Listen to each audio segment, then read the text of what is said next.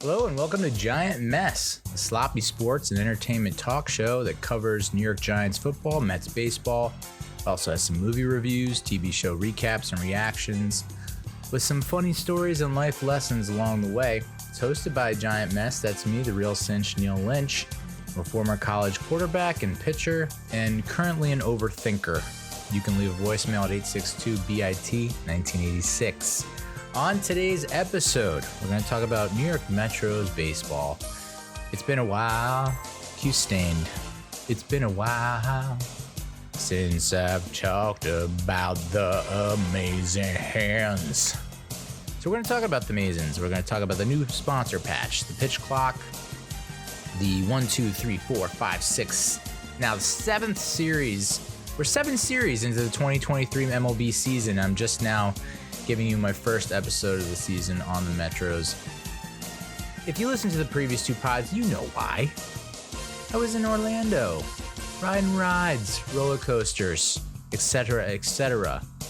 And then I was in South Carolina visiting family for spring break Easter week.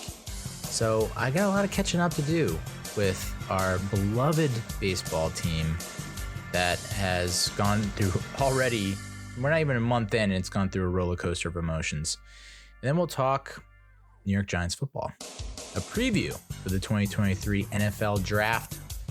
Well, I have accumulated all the various mocks, all the mock drafts, all the prospects that we're looking at, and have assembled them in a way that I think is easy to digest. Because there's a lot out there. Everyone's got a mock draft. So I thought I'd try and simplify things and say, okay, here's pretty much what you should expect but also here's what I would hope we go, the direction we go. So with that, let's get started. Like I said, New York Mets baseball. We're almost a full month into the season. This is my first real episode about the Metros. And, I think the approach I've taken to this season so far has been very relaxed and very casual. Because we were riding lightning last year. It was riding on the edge of our seat, chasing the dragon nonstop for 162 games, and it wore me out. And then look what happened. First round exit to the pods. So this year it's like, all right, I'm handling bad news like a freaking champion this season. Edwin Diaz goes down, no big deal. Other guys will fill in. Other guys will step up. We're still making the playoffs. Jose Quintana goes down. Omar Narvaez goes down. Justin motherfrickin' Verlander goes down. We've had injuries left and right, and you know what? We're 11-6. We're second in the NL East. I'm not worried. What, me worry? I know that's an outdated reference. Alfred E. Newman, Mad Magazine, which I used to read when I was 11 or 12. But I got to tell you, it feels great. It feels great to not get in the mud and not get into these wars on Twitter every single day about the frickin' lineup. Are we winning games? Yes or no? Are we above 500? Yes or no?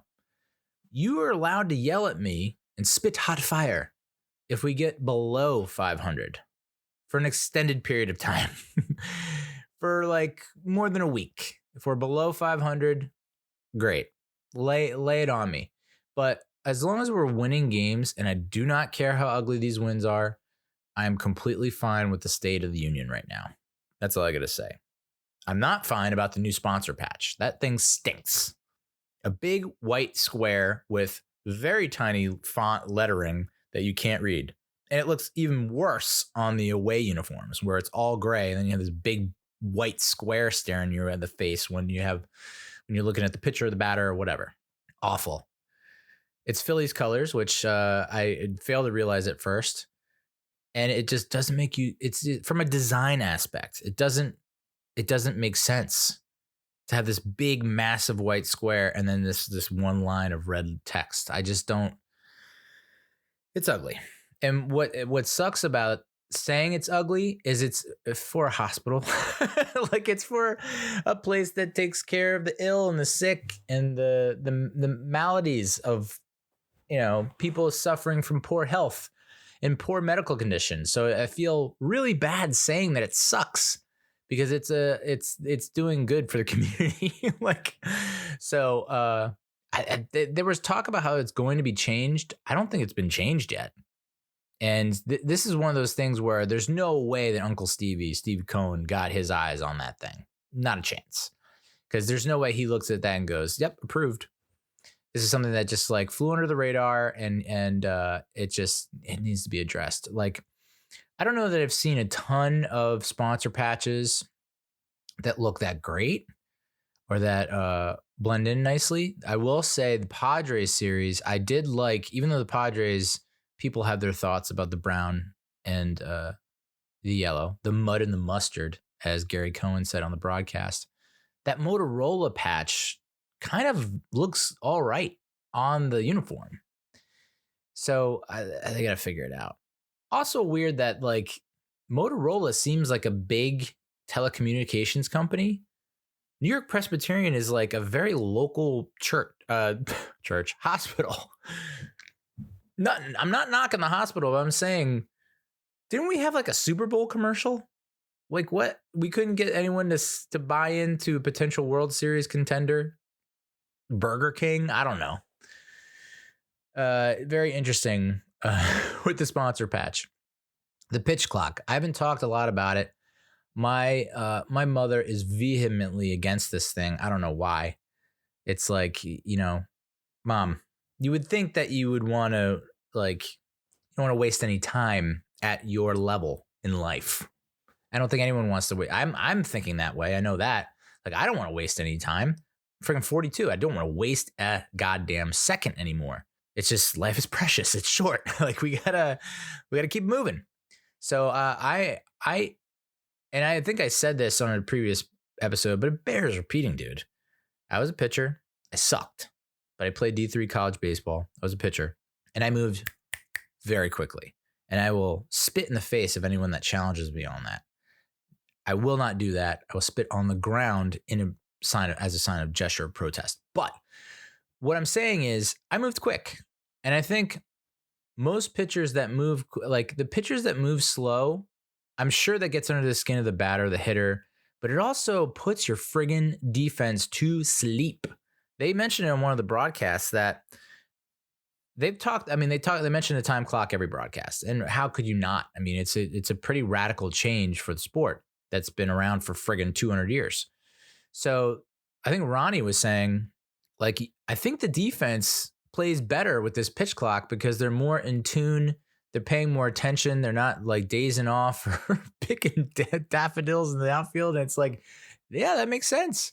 And a major reason why I moved quick on the mound was because in a not so much a hurried state, but I think the hitter doesn't give the hitter a lot of time to think or to react or to understand what's going on. It's almost like an assault, an attack.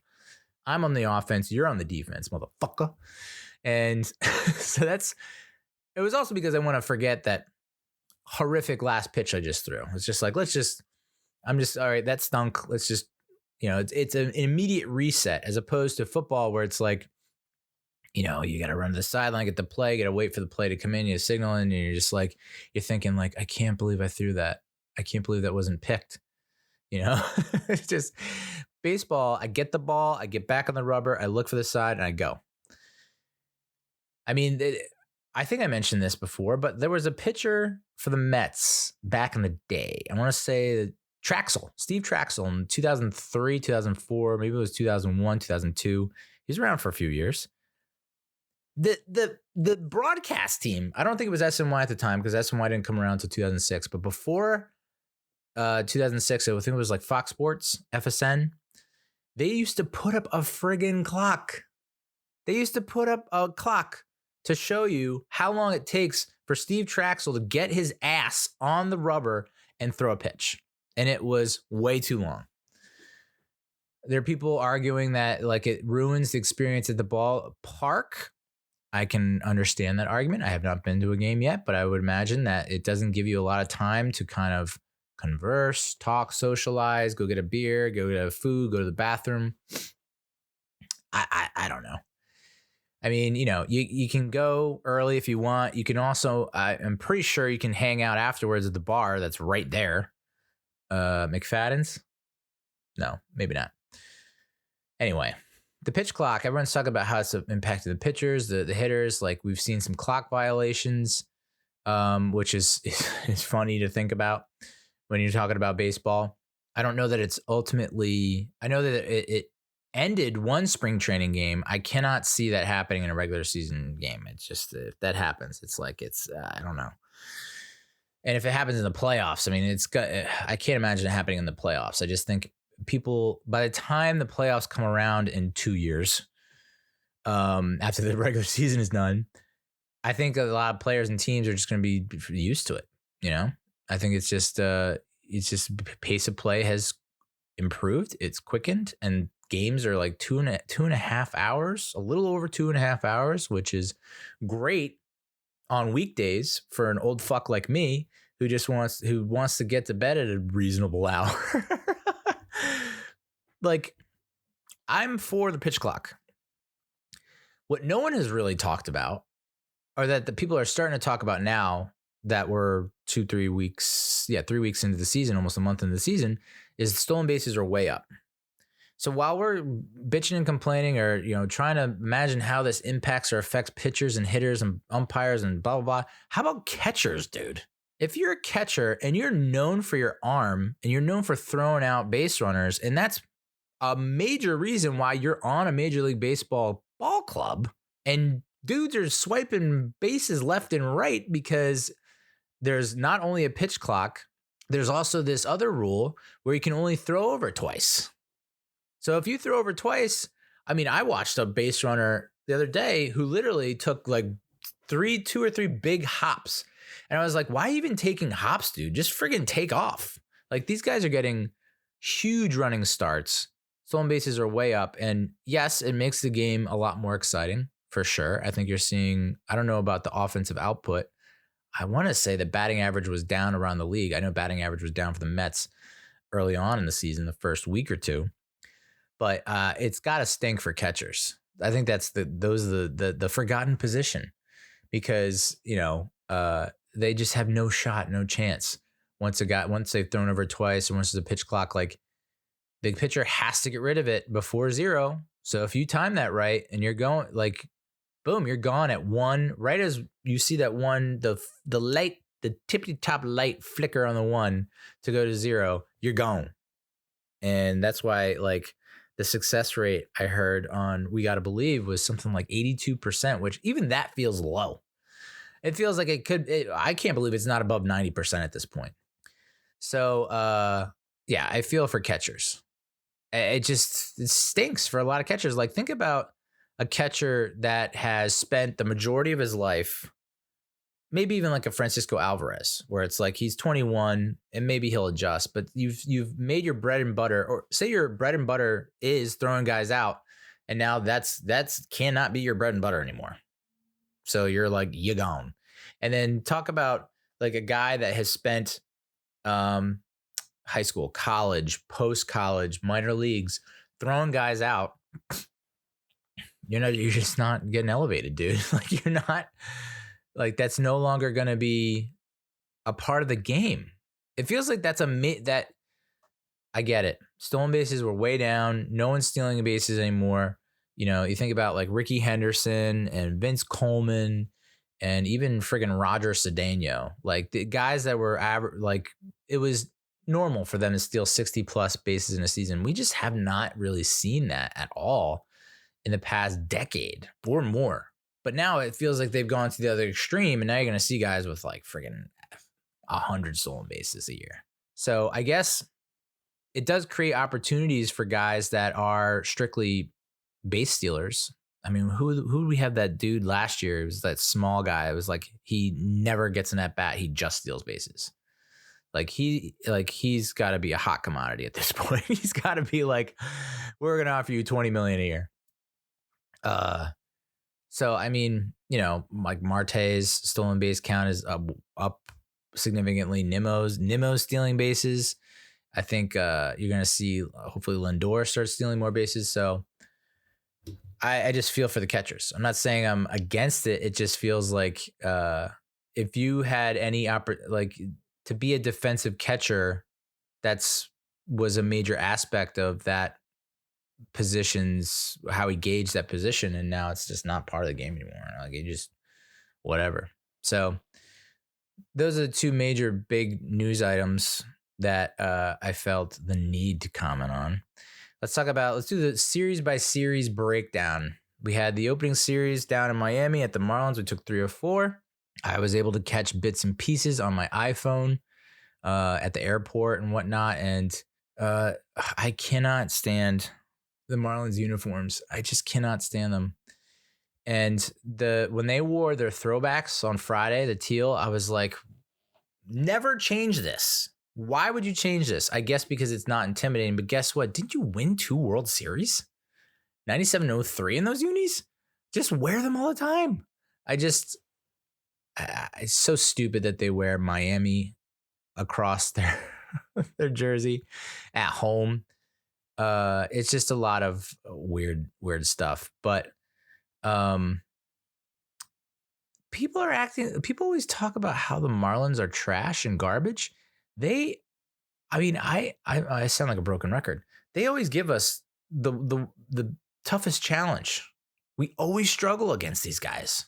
So it's weird for me to hear that because though I only watch Mets baseball. I rarely watch anything outside of that.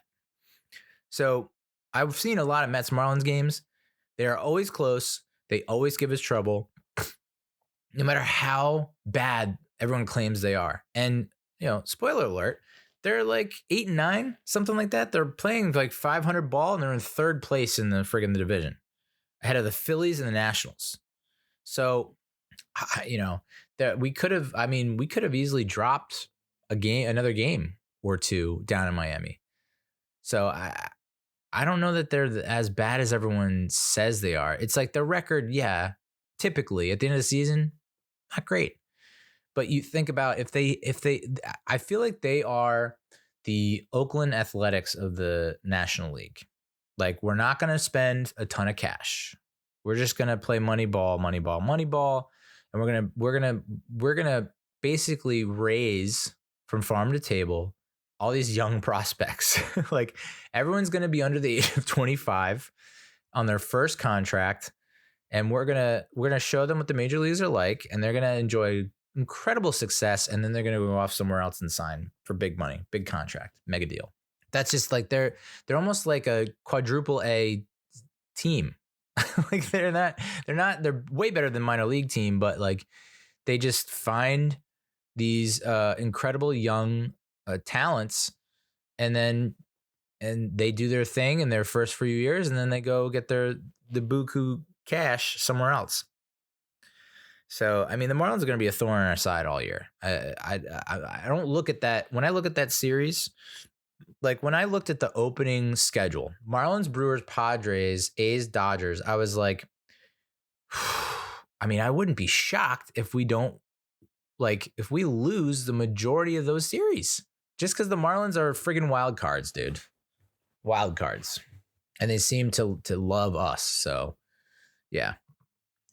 So we went to Milwaukee, played the Brewers, got swept by Milwaukee. Swept, dude. 2 blowout shutout losses and a walk-off on a home run. Yikes. I don't know if I would have preferred another shutout blowout. I guess it's good. It's good to see that there's some fight. That's good for sure. To see that, like, okay, we at least battled back in game 3. We didn't just roll over and let them pet our belly. Like we actually put up a decent fight in game 3. I think, that's good. I prefer that. Really bad luck getting shut out back-to-back games, though. Really bad luck. We were outscored 26-6. We left 21 dudes on base, and we're 3 for 18 with runners in scoring position. That says it all. I mean, you cannot leave that many guys on base, and runners in scoring position. When we lose, it's bad. It's really bad. That's pretty much the reason we do lose. So it's good to see that we have somewhat corrected that since then. We our home opening series against Miami, the Marlins. We won 2 of 3 again. I don't know that we're going to sweep them too much this year. Doesn't feel like we're going to sweep them that much this year. And we might even lose a few series to them. Like, it is weird. There's some kind of hiccup in the schedule, it's a glitch in the matrix, where we're not going to face them till September. So I'm actually very grateful for that schedule because I don't like seeing the Marlins. They give me anxiety. I don't know what it is. I don't like what they do to us. So really weird. I guess they dialed back the number of division games from like 19 last year to now 15 or something this year, 13 this year. And so we've already knocked off, I guess, half of our games with the Marlins already. And month 1 isn't even done. Weird. But that feels like, September against the Marlins, you don't get flashbacks. You don't get like these haunting flashbacks. Ugh. So our next series against the Padres, and we lost 2 of 3. The Padres, you want to talk about thorns on our side. The Marlins are annoying, irritating, and kind of like a gnat. Like, oh, geez, not a national, a gnat, GNAT. And it's just hard to shoo them away. The Padres just have our freaking number, dude. Like we need something. We need to do something. We need Joe Boo. You know what I'm saying? We need something to break the curse against these guys because they own us. And at least we looked like we were somewhat more competitive in the Padres series. We did come away with the win in the final game, avoided the sweep. But again, I think the offense struggled. So, we just got to figure them out at some point. And if it means we lose all the rest of the games against them in the regular season, we face them in the playoffs and win, I'm fine with that. That's kind of the mindset for the Mets this year is like, just make the playoffs. I don't care if we go 72-90 and for some reason the National League smells and we get in as a wild card. Like, just make the playoffs. That's what they do. Don't get hung up on like, oh, our record against this team sucks and blah, blah. Like the records in the regular season, just like it's cliche. And they say it every time for any sport in any postseason, it goes out the window. It's a totally new season. I mean, I'm watching the friggin' Devils Rangers playoff game and the Rangers are crushing the Devils and the Devils own them in the regular season. Not own them, but you know what I'm saying. We then went to Oakland for what we swept the A's. Okay. It wasn't pretty. That Friday night, there was a blowout win, 17-6. I was texting with a college buddy and he said, and I had the game on mute. I know it's a sin, cardinal sin, a St. Louis Cardinal sin. But I was watching movies because I like to do that on the weekend. So I watched movies and I have the Mets on the iPad and it's usually on mute. So I didn't hear a lot. When I first turned on, I heard they were ripping Oakland and the A's organization. And then I got a text from my college buddy being like, this is unreal. Like they are just going all in on Oakland and the Athletics and how, this is just like high comedy. It's notorious for being an awful ballpark, and the friggin' booth had to move. Like Gary, Keith, and Ron couldn't go in the normal away broadcasting booth because a possum was squatting on the property, pissing and pooping his little possum pumper off, but I love that Oakland has embraced that and they have like the stuffed possums, the rally possum. I will admit, like Oakland doing a reverse boycott is just, it kind of makes my brain hurt and my jaw slack. Like, I don't understand that. Like, oh, it's, apparently there's been some talk that it's the fans' fault for the reason why the team is not doing well. And it's like, SNY was cutting to the fans in the stands all the time, and it was the same fans each game. They put up the couple on their first date on game 1. They showed him on game 2 and game 3. The two dancers were dancing. The woman with the drum. Like, it was just like, oh, hey, how's it going? Good to see you again. Unreal. Although I guess Oakland, the one uncool thing they did, or maybe this is cool, taking down the Kodai Senga Ghost Forks after strikeouts. They're just like, nope, not going to happen. Nope. And it was just like, oh, okay. Like, seems a little uptight, hardo stuff. But at the same time, you're telling me they don't care in Oakland? Seems like they care. They're now 3-14. I don't think they're going to smell the postseason, but stranger things have happened, dude. All I'm saying is I have to admire, to a certain degree, Oakland and the Athletics. They're just goofy, silly, crazy baseball fanatics that make baseball fun. Does the stadium need an upgrade? Yes. And who knows what that upgrade would do for bringing more fans to the ballpark. This reverse boycott, they're like, well, we're going to sell out the fans decided we're going to sell out the stadium to show you that it's not the fans' fault. And I'm sure the owner hates that. It's like, oh, you showed me. Like, he's just going to continue to razz the fans and be like, why don't you reverse boycott again? You won't do it. So, but I love their uniforms. Their unis are so clean, so nice. But they gave us a run for our money after that blowout loss. Their blowout loss, our blowout win. We had 2 1-run games that we won, which apparently we have not done a lot of so far this season. I don't know that we've been in a lot of 1-run games, and I think these were our first 2 1-run wins. Damn, that's like a how now brown cow. 1-run win, run win. Woo!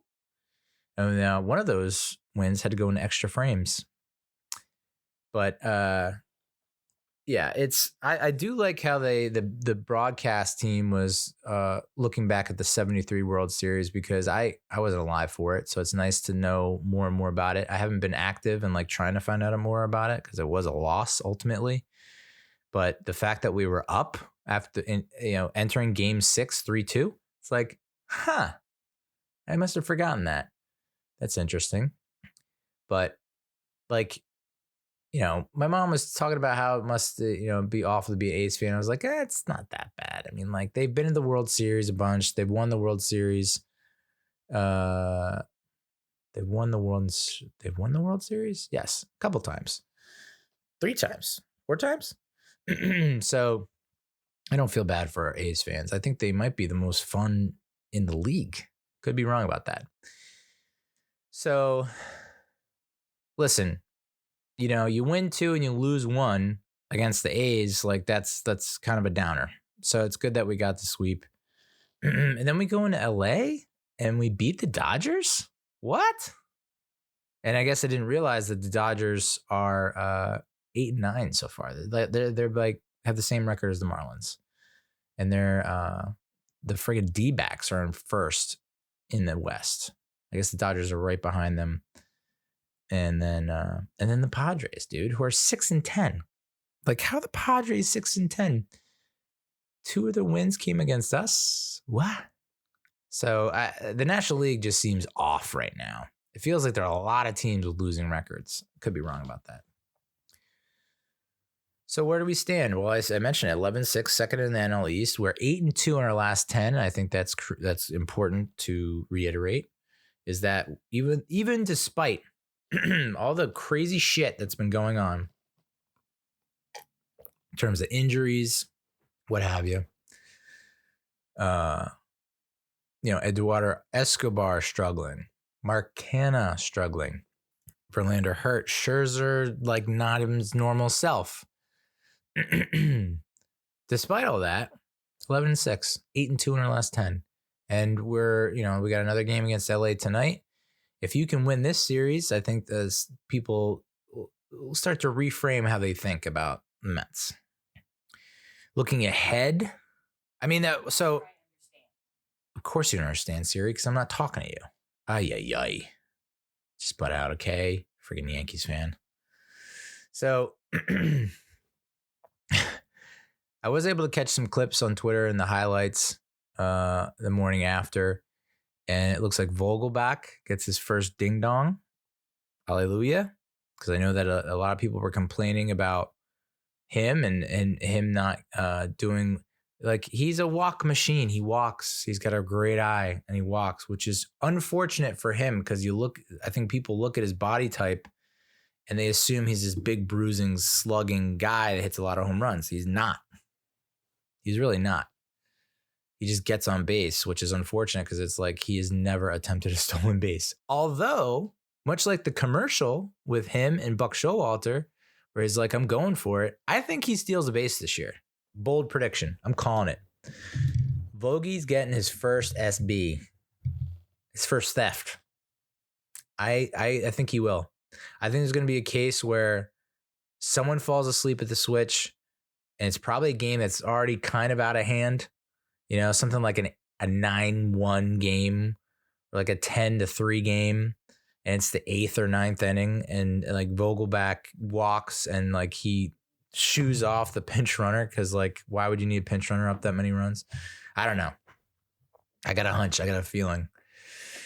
But that was good to see. It was good to see Jeff McNeil going the opposite way. Brett Beatty gets called up and then gets the start right off the bat, right off the jump. And it goes, I think it was 1 for 4 with an RBI. He ripped it through the hole on the right side of the field.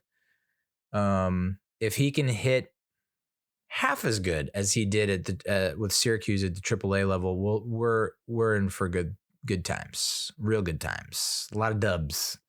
If that's the case, because he was just like tearing the cover off the ball down at AAA, something like over 450 batting average, 420 batting average with OPS of like 12 something. It's just like, you can't, I mean, he's so hot. Like you gotta call him up. But I mean, people were calling for, so with the Narvaez injury, they call up Francisco Alvarez, who was also doing very well and down in the minor leagues. And we'll get into the numbers in a little bit, but man, I understand he's young. He just turned 21. I get it, man. But it has been really, it hasn't been pretty. So Beatty, good, right? Escobar takes his seat, recollects, you know, he's a true pro and showing his support for Brett, but also like, you know, not just like in the media, but in the dugout, you know, things like that. SMY like immediately cutting to Escobar after the Beatty knock. But Alonso's clicking, Lindor's clicking, Nimmo's clicking, especially defensively. So I wouldn't be surprised if we take 2 or 3. You know, I don't know that the Dodgers are the Dodgers this year. I think they might take a step back. Looks like they already have, and I don't know that they're going to get back to that same level they were last year. And I don't think that they must be in the same boat as the Mets, where it's just like, and maybe even the Braves had that same mentality where it's like, I don't know that we're going to go full steam in April. You know, you hear a lot of these pro athletes, you know, when they're previewing like the NBA playoffs, NHL playoffs that are going on right now. And a lot of them are like, a lot of guys are not going 100% during the regular season because it's a long ass regular season. They do enough to win. And then it really turn it on in the playoffs. And that's what makes the playoffs so much more enjoyable, is because the players are actually going max capacity. So I don't know that the Dodgers are really going to, I think, you know, they're obviously contenders. They're probably going to make the playoffs, but it's not going to be this 100-win season for them. Much like it probably won't be a 100-win season for us. Braves, maybe. But it's like, you know what? Atlanta, have fun with yet another division championship and another stupid divisional championship banner that you can hang that no one cares about. It's like, I look at the banners that the Mets put up and it's just like, wild card participant? Like, we don't really need that, do we? So, no, I'm pleasantly, I wouldn't say, I guess I'm pleasantly surprised with the Mets. If they were, you know, I think I would not be in panic mode. I wouldn't be losing my shit if they were like, they should be 10-7, I guess. If they were playing 500 ball right now, I'd be like, that's fine. If they come out the gates and they're the A's and they go 3-14, okay, yeah, my hair's on fire. But like, that's not the case. And I knock on wood, I don't think it's going to get a whole lot worse moving forward. With that said, the whole team will probably drown in the Pacific. I don't know.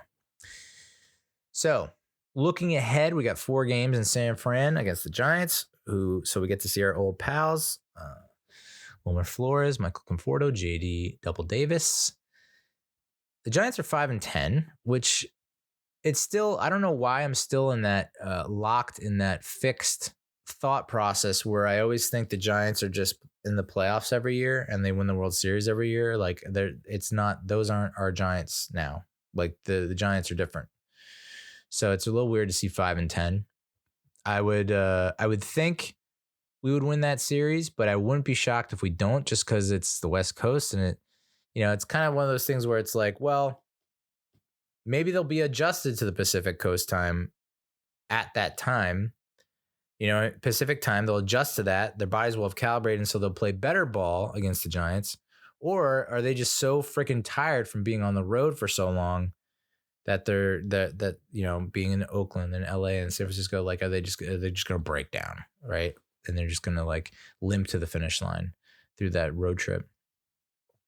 I tend to think that they look good, they look fresh, and I think they're going to finish out strong and at least win the series. Be nice to sweep. And then they come back home to close out April against the Nationals and the Braves. The last place Nationals and the first place Braves. Phillies are 6-10, just as a reminder. You can never, just so you never forget. Never forget, they're 6-10. So yeah, that's the schedule, past, present, and future. I guess if I had to give my thoughts on how player performance so far in month 1, Brandon Nimmo is an all-star, hands down. There's no question about that. I think if he keeps messing around like this, he could be in MVP talks. I mean, he's been very good. I know he got off to a little bit of a slow start, but he's been very good since that slow start. It's incredible to see his improvement in center field. He made 3 or 4 web gems in the past 2 or 3 days alone. He had 2 amazing catches in one game. And these are not just like, oh, it's the bottom of the second and there's no one on base. Like, this is like game-saving catches. Like, if he doesn't make this catch, ball game's tied, ball games we're losing, or we all have lost. So, I mean, highlight real catches to accompany his like ever improving offense. I think from defensive perspective, he went from he's a liability in center field, he's costing us runs, to I think he's a Gold Glove candidate this year and an MVP candidate. Am I a little too high on Brandon Nimmo? I don't think so.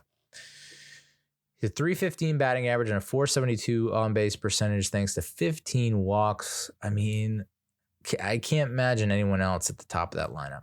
He is the headlight, and he's done wonders for us. And the fact that he's now mixing stolen bases into his repertoire, and that's going to be a major part of his game. Obviously not. You don't want to throw the Mike Trout-esque. You don't want to throw that around. Mike Trout, no, don't throw that around. But a lot more tools in the arsenal than we probably a lot of fans originally thought. So I said this about Nimmo in, I guess, when he kind of first year or two. I don't think it was 2017. It might have been 2017 or 2018, where I was like, this guy is awesome. And I know like the Jesus stuff may throw some people off, or like the fact that he smiles a lot, or the fact that he runs the first base during a base on balls. All that might throw you off, but I just think it makes him like one unique character, one that is going to be around for a long time thanks to that mega contract that we handed him. So I'm very excited to have him, and the only thing that can derail this whole parade that we got going on for this love fest is injuries, because I know that he is susceptible to injuries, and I don't know that he's played a full season. It might have been last year. It was his first full season that he's And I'm by full, I mean like not every game, but like he didn't miss more than half the season. Tommy Pham, dude? What? 35-year-old Tommy Pham?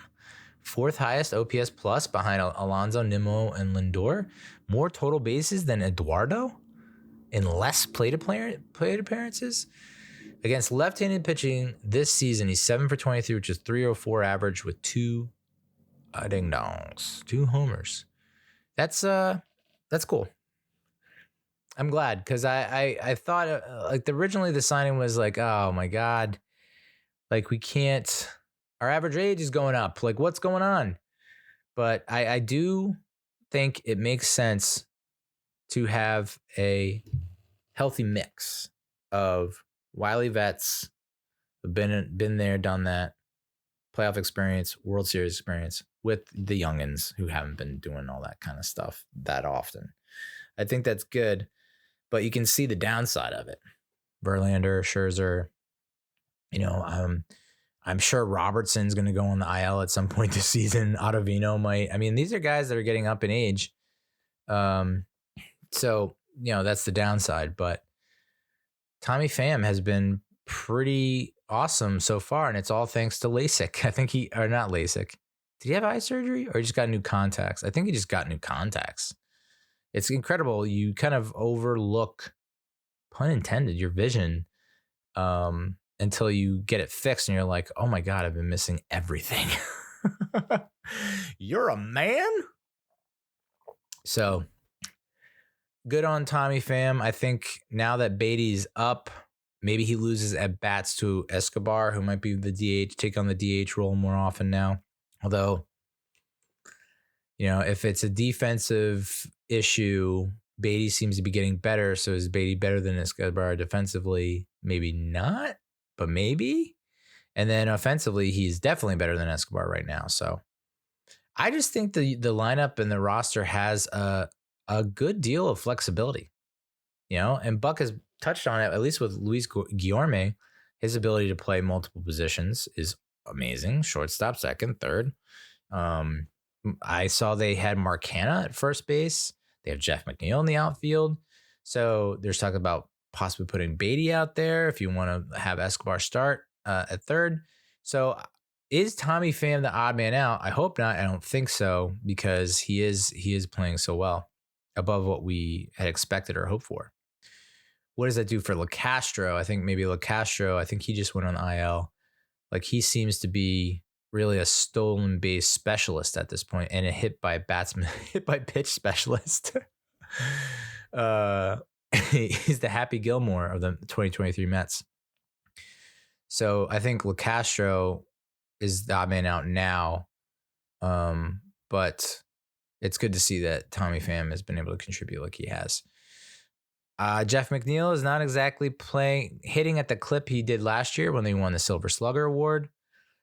He's been a bit off, but I feel like he'll come around. I don't know that this is going to be a situation where, and I hope this isn't the case, where like his, great season, bad season, great season, bad season, great season. Like, I really hope that's not the case. I just give it time. There's so many games. He's going to get so many more opportunities. It's not like he's completely in the toilet. He's not batting. I mean, Vogelbach, Hanna, Escobar, Alvarez, like he's not at the bottom of the heap there. So I do think it's just a matter of tweaking two things, or just getting a nice bloop hit. A Baltimore chop, a Texas League, or something, some cheapo hit. And then that's just kind of breaks the snide. So Vogelbach, we talked about people getting on his case because they want him to slug the ball. And it's like, well, this is a case in point of like what to expect from him. He's hitting 200, not great, but he's got an on-base percentage of 392, which is second on the team. He walks a shit ton. And I think if he played every day like Nimmo, he would have more base on balls than Nimmo. I think he's like 4 behind Nimmo, and he hasn't played in that many as many games. And then Polar Bear.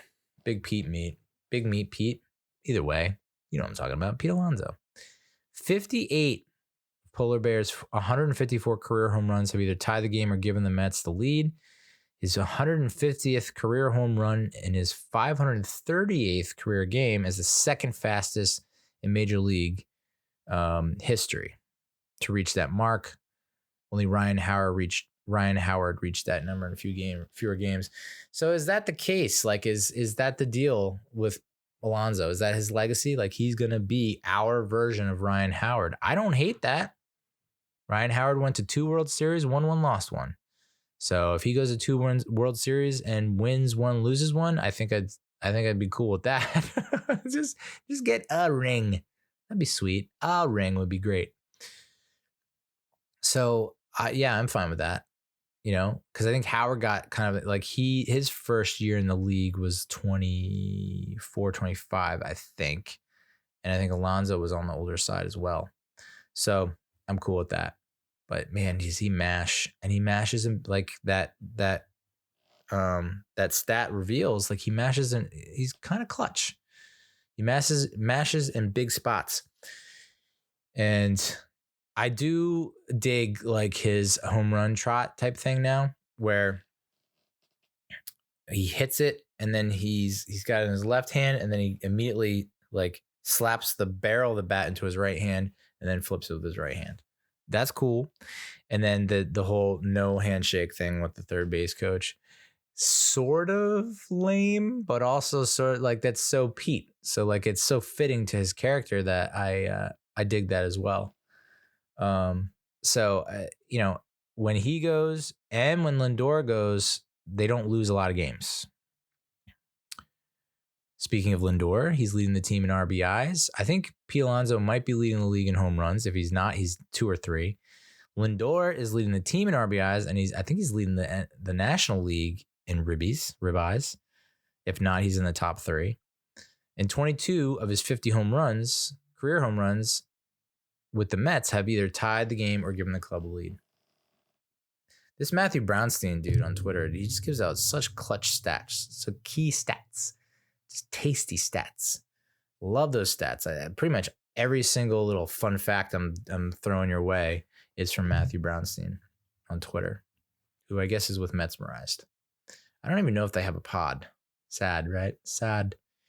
We mentioned Starling Marte stealing a lot more bases. He has 7 already in the season.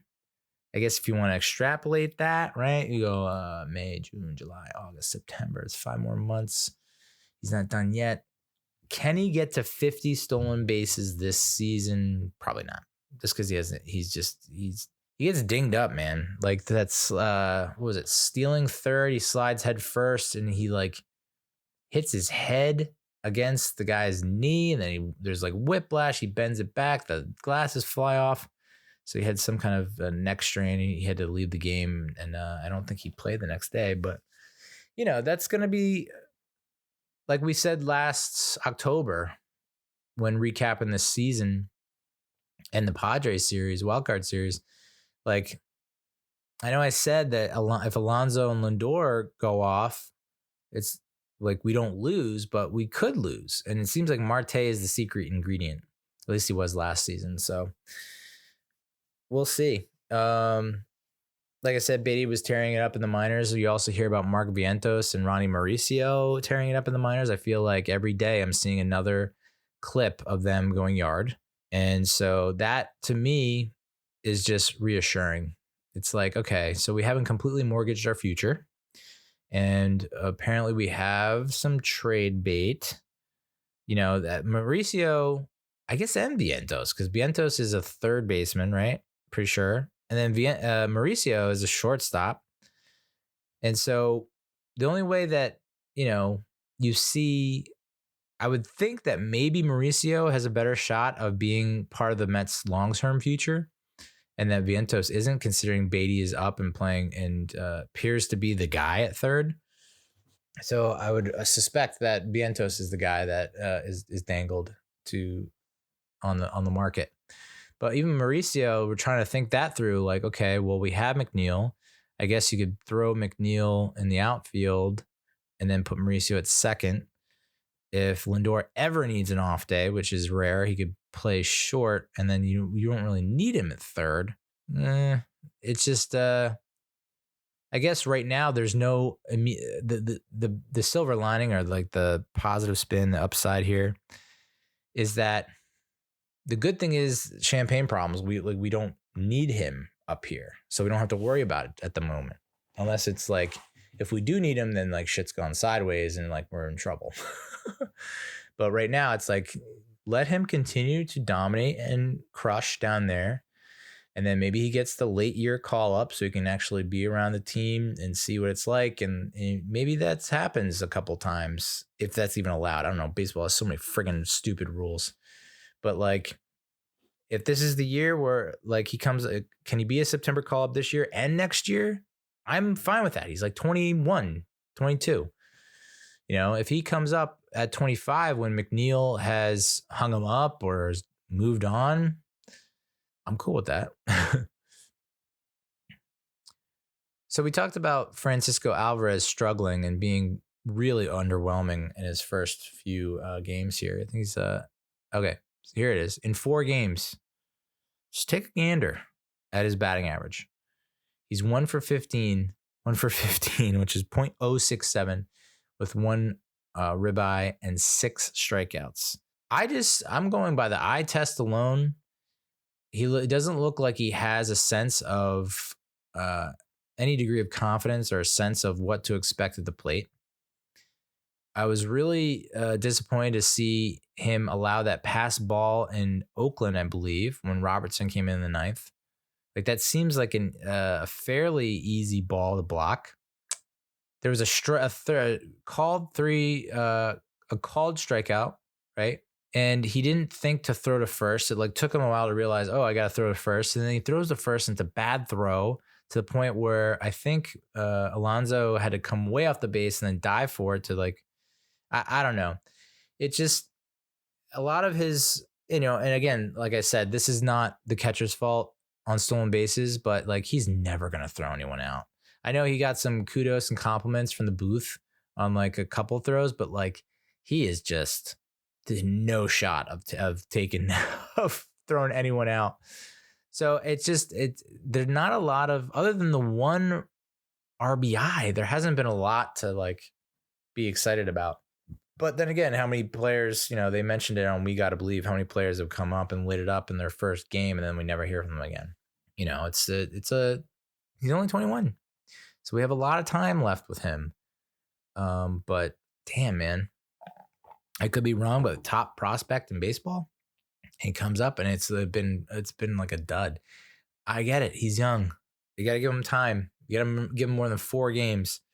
But that small sample set has been rotten to the core. So we'll see. I mean, Nito's not playing much better. So, I guess the pitching staff is more comfortable with Nito and that's what he's got going for him. But,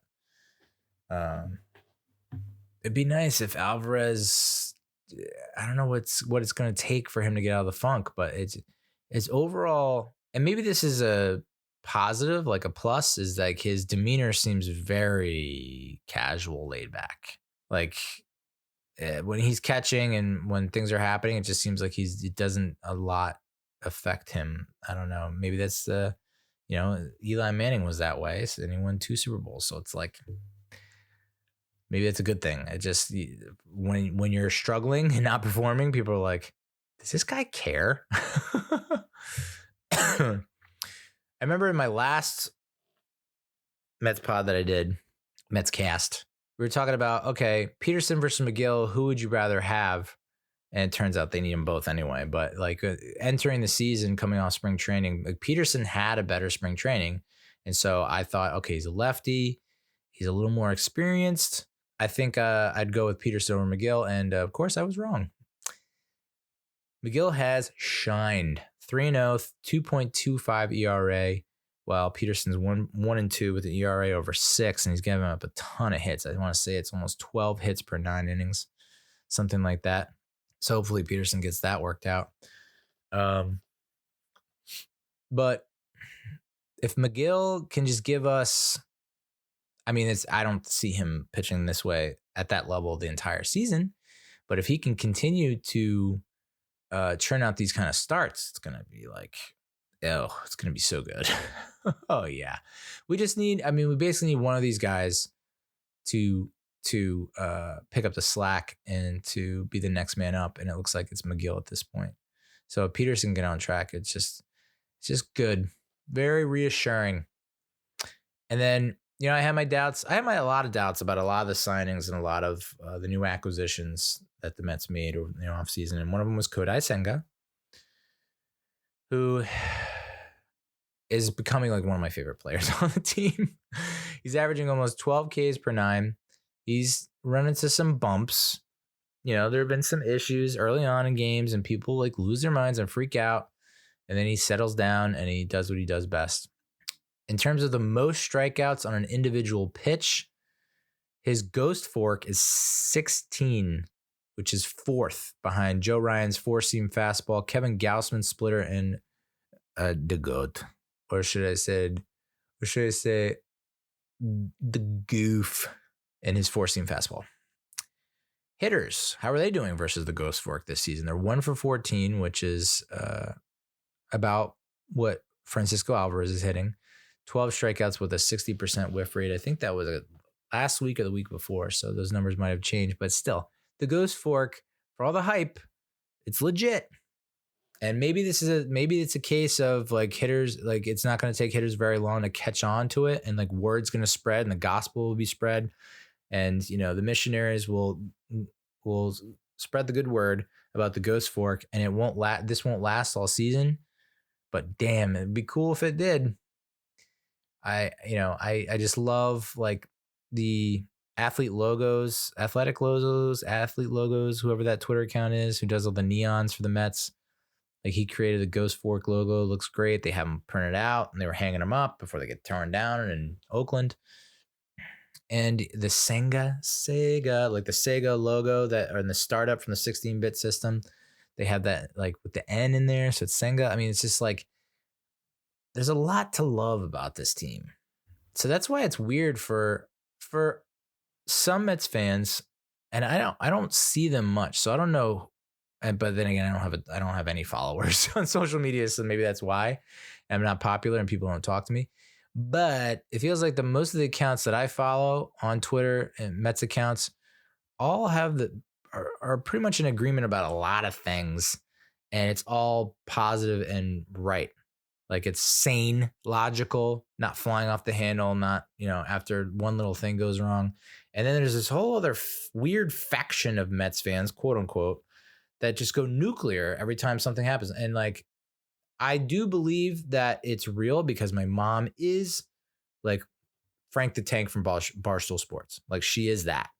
Like she's just constantly like, oh my God, Pete's been awful this season. I'm like, Mom, 40 home runs, 120 RBIs, like clutch guy.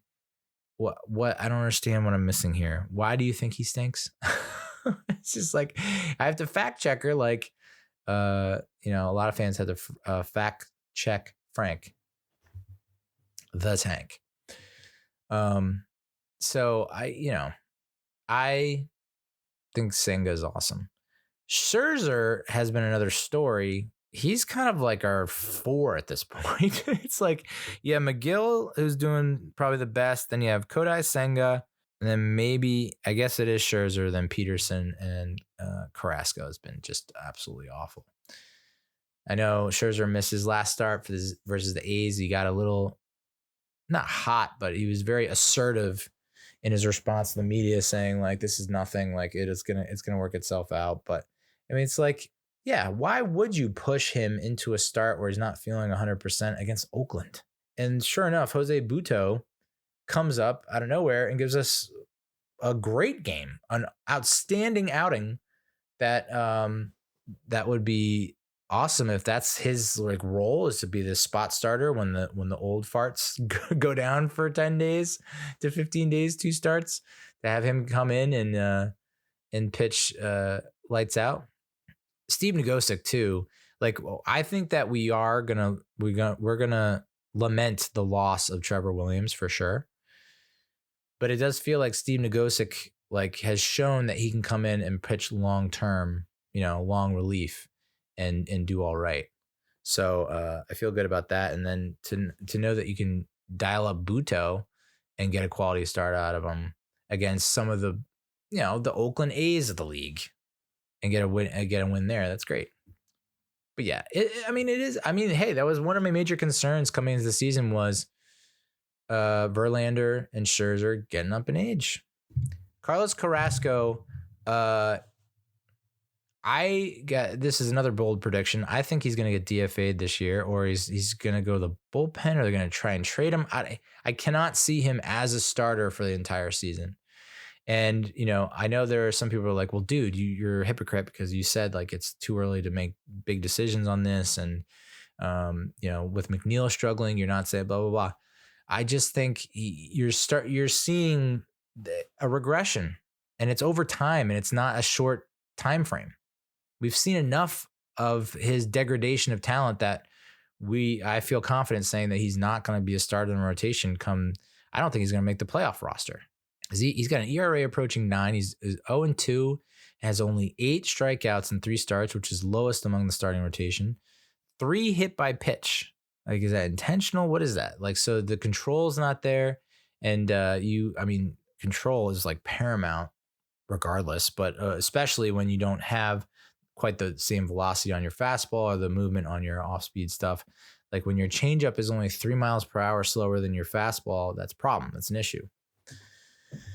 So another gem stat, fun fact from, I think it's Matthew Brownstein again. Carrasco's just not getting ahead in the count. Carrasco's first pitch strike percentages since 2018, 64.9, 65.4, 63.9, 64.6, 68.4, 45.2. I understand it's only 3 starts, but Jesus. What is that saying? 1's a thing, 2's a bah, 3's a trend. Like, Cookie's a trend. He's trending in the wrong direction. I guess Justin Verlander should be returning this month, or if not this month, definitely next month. It'll be cool to see him in a uniform. I didn't really watch spring training, so I didn't get to see him deal. But again, my concerns are there,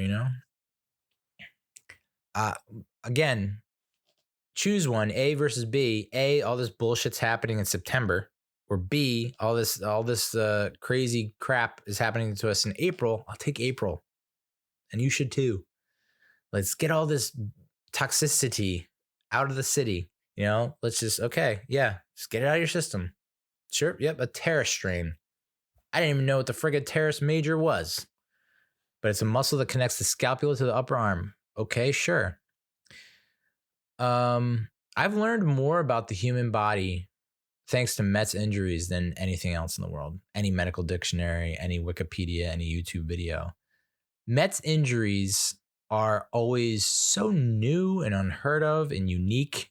It's just like thoracic outlet. Oh, okay. Anal fissures. Right. Because that was a thing prior to 5 seconds ago. So Verlander's trending in the right direction for return. And, I'm completely fine with Verlander and Scherzer feeling things out for the entire first half of the season. If Scherzer continues to pitch at this clip where like he's in that 4 ERA range, I'm okay with that. If it gets above 5 for an extended period of time, I'm a little worried. But if it's low 4s, high 3s, I'm fine with that. And dude, I know what you're going to say. Well, what the fuck? We're paying him a shit ton of cash, 45 mil. We're not doing that so that he can pitch and give up 3 runs and 4 runs, and have a 4 ERA. I'm saying in the first half, my man. First half, that's okay. Second half, like, look at how the rotation fared. Was just crushing. And then September came around and they fell a friggin' apart. I want the opposite of that. Moving on to the bullpen, David Robertson has been stellar. 8 games, 0 ERA, 4 saves, 9 Ks. He's the first Mets pitcher in franchise history to not allow a run or a walk while striking out at least 9 batters in his first 7 games of the season. That's crazy. And this, that was another guy, along with Senga, where I was like on the fence. I was like, I don't know. I just a lot of doubt. Age played a factor. I was just like, I'm fine if we don't sign him. And now it's like, people were so worried about the bullpen after the Diaz injury. And they were like, is Robertson our closer now? Robertson's a setup man. And, Buck has already said it's going to be a closer by committee. So Robertson has 4 saves. And then guess who has the other 2 saves? Adam Ottavino. 1.29 ERA. And the movement he is getting on those pitches is art. It's art. It's magic and it's art. It's the magic arts. He's a witch. So pretty pleased with how he's performing. So if you can get, like I said, over the course of a season, things are going to go up and down and left and right. And it's the stock market. So I would say I'm bullish on them now. And it's great what they're doing now. But you have to realize that they're going to come back down to earth and they might go through a stretch. We just have to make sure that the timing lines up for the upswing in October. It's good to see that Drew Smith has been solid. I know that there were some people that are pretty high on him, but it was like I felt like every time he's in the game, he does really well, and then gives up a massive home run to tie the game. And you're like, oh, what? But you just struck out the previous 2 guys. What happened there? So it's good to see that he's holding his own. Like I said, I love Steven Nagosic. I love the stash. I love that he's able to give us multiple innings and limit the damage. So great. Brooks Raley has been brutal. I haven't really seen him throw much, but I think just looking at his stat line, it's like he's got to get things under control. I didn't realize that he was 35. Whoa. A lot of talk about age on this pod. I apologize. Jimmy Yacobonis, dude. Never heard of him for even a second before he appeared on my screen during that game against the A's. But holy shit, held his own and we got the win. Shout out Yacobonis. Denny Reyes has also been pitching very well and could be our Weapon X, secret weapon. Dennis Santana, we picked up from the Twins, has been DFA'd already. Had an ERA over 7, 10 Ks, but gave up 2 home runs and 5 walks. Whoa. So, those are the Metros. I'm feeling good. And it's okay if we get injured. It's okay. Still early. I'm telling you. I'm not going to sit here and lose my shit about a team that is 11-6. With everything that's happened. And if they lose their next 20 games and we're 11-26, woof. Yeah. But I just cannot envision that happening. And now that I've said it, it's going to come to fruition. Cool. So that's the Mets. Let's talk about the New York Football Giants.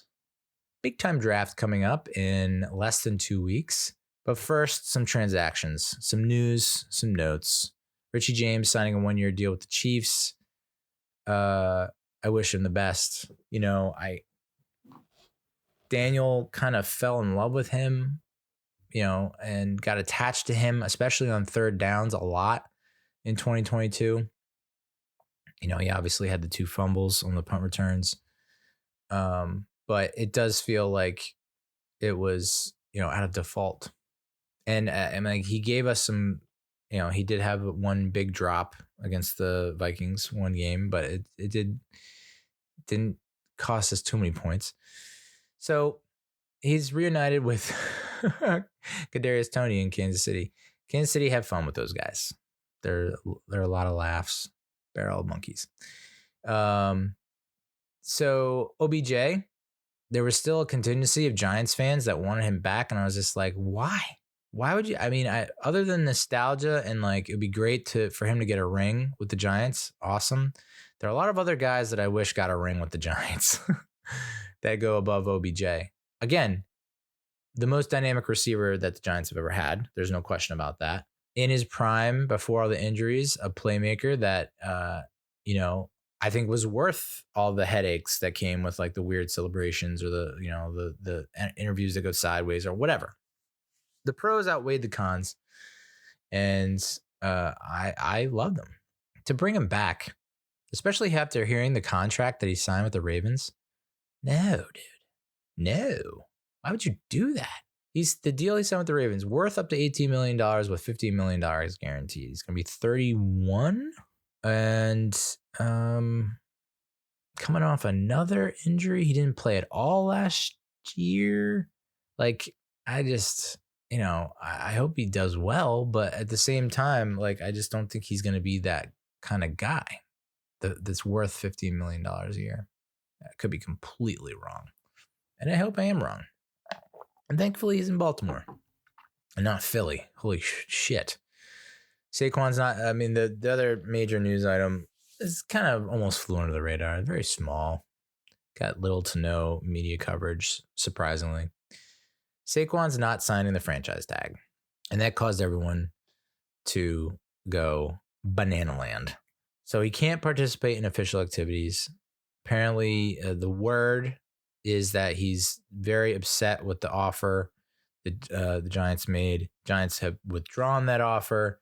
So it just based on those actions, you're like, there's trouble in paradise and like they're not going to get a deal done. And this is the end of Saquon's career as a Giant, and it's going to cause problems in the locker room, which Michael Lombardi has called the disease of me. That clip went viral, and everyone had their comments on it. He also cited Dexter Lawrence. Like, okay, so they're basically these two guys that want big money in their next contract. Look at Daniel Jones, and they see the big money that Daniel Jones got, and they think, well, why is he getting all that money? Because he hasn't done shit. Meanwhile, I'm a Pro Bowler. I'm the top player at my position, so why is he getting $45 million a year and I'm not? Which is just a crazy way to look at life and just like the sport, and it just is a little outrageous. Like, so Lombardi doesn't like Daniel Jones, and so now he's projecting his distaste, contempt for the contract onto Saquon and Dexter. It's like, okay, I just don't think it's the disease of me. Why would Saquon be in Arizona with the guys? I mean, he truly likes those guys, and I think him and Daniel have done some great bonding over the years. So it's like, I don't know that I think if he were really that diseased or whatever you want to call it, fed up and wants out, he wouldn't be, I don't know.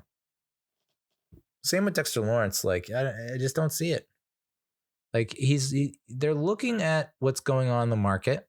Now, Dexter's a different situation in case than Saquon, for sure. We know that. Like, Dexter is looking at all these other defensive tackles getting big money that he's pretty much better than, and saying like, okay, I can get at least that's the floor for me. Saquon's not really getting that. I don't think he's getting that kind of reception in the marketplace. And you look at what Miles Sanders signed for. You look at Aaron Jones taking a pay cut, like Derrick Henry. The Titans want him to take a pay cut. The Browns want Nick Chubb to take a pay cut. They're putting him on the trading block. Derrick Henry's going to trade block. There's a reason why. It's because their contracts are big, and those teams don't think that's worth the price tag anymore. And I think the rumor was that Saquon's contract, or the offer, was like 13 something a year, which is above the 12.5 market value that Spot Track assigned him. And he wants like McCaffrey's money, which is 16 a year, which that's rough, dude. That's tough. But then again, you look at like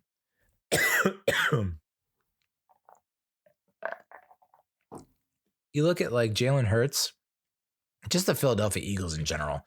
I know I don't like to talk about the other teams, our rivals, our enemies, our foes on the pod a lot, but you look at what they've done with the friggin' salary cap. Like, I thought they were so screwed coming into the season.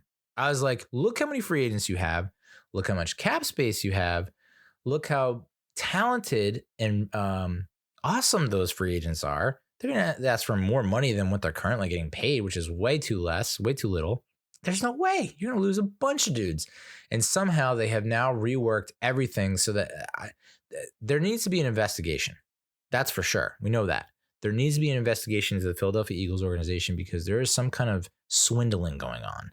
embezzling, fraud, white collar shit.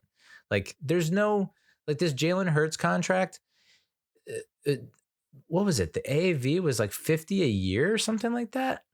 50 some odd a year, 6 years to 5 years. No, 5 years to 55, something like that. So more than 50 million a year. And then year one, he's making $6 million counts against the cap space.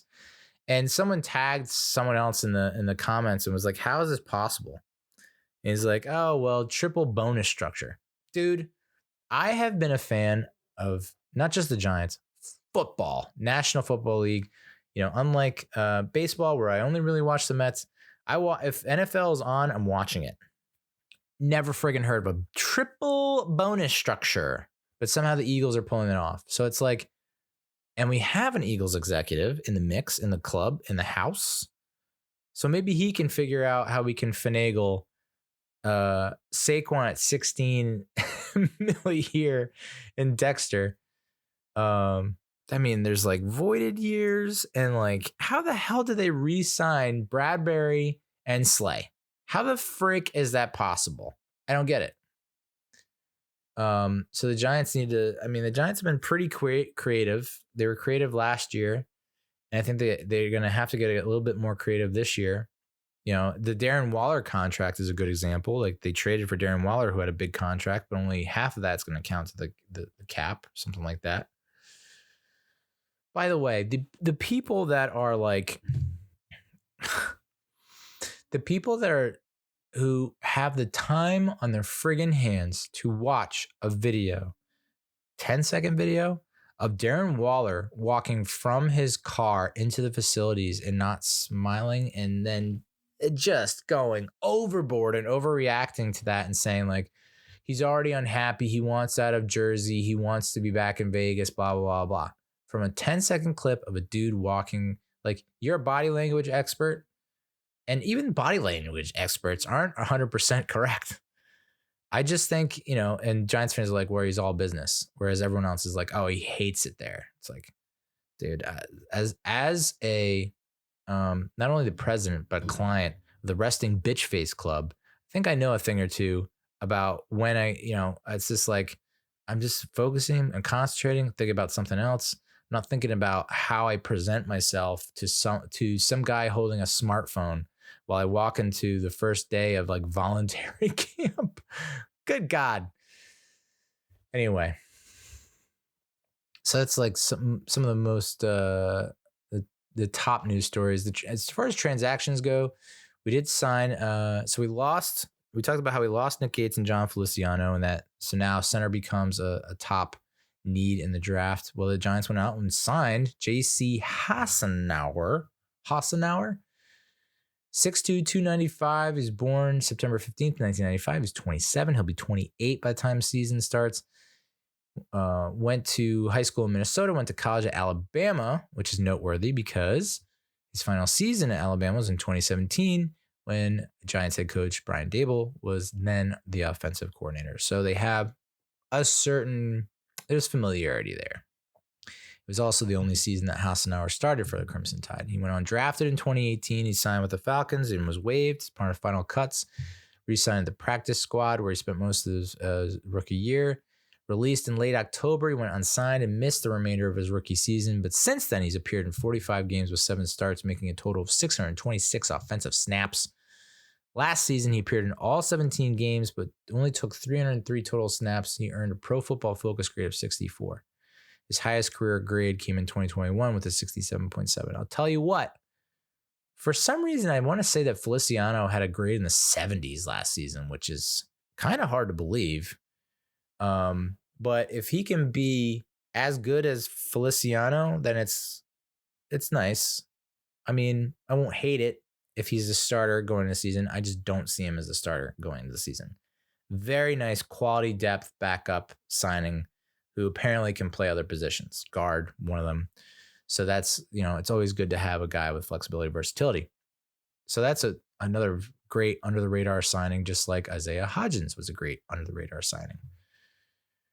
And then prior to that, we signed corner Amani Oruwariye, 1-year contract. Jamison Crowder, sound familiar? Wide receiver from the Jets, the Bills, Commanders on a 1-year deal, and then tight end Tommy Sweeney, former Bill, to a 1-year deal. So you're seeing a lot of 1-year deals worth right around the league minimum, I think. And it's just like insurance, baby. Like the best kind of insurance. Nice to know that Jamison Crowder is like, he's not even going to be, I don't think he's going to be top 4, top 5.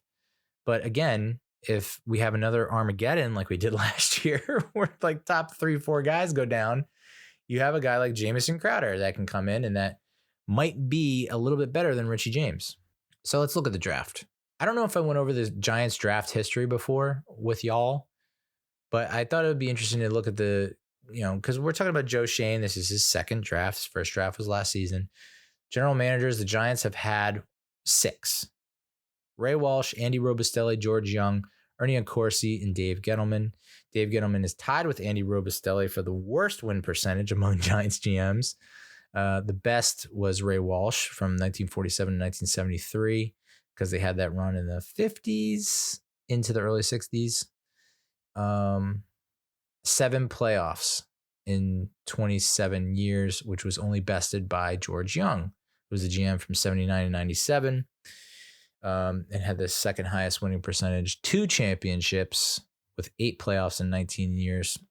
You had Ernie Accorsi from 98 to 06, around 500 ball, 4 playoffs in 9 years. I think Ernie Accorsi got off to kind of a rough start with the draft and then finished strong. And I think a lot of the picks that he made in the second half of his tenure contributed to the Super Bowls in 07 and 11. So I don't know that you can really, like Reese has 2 Super Bowls, but one of those, and maybe even both of those, weren't his doing.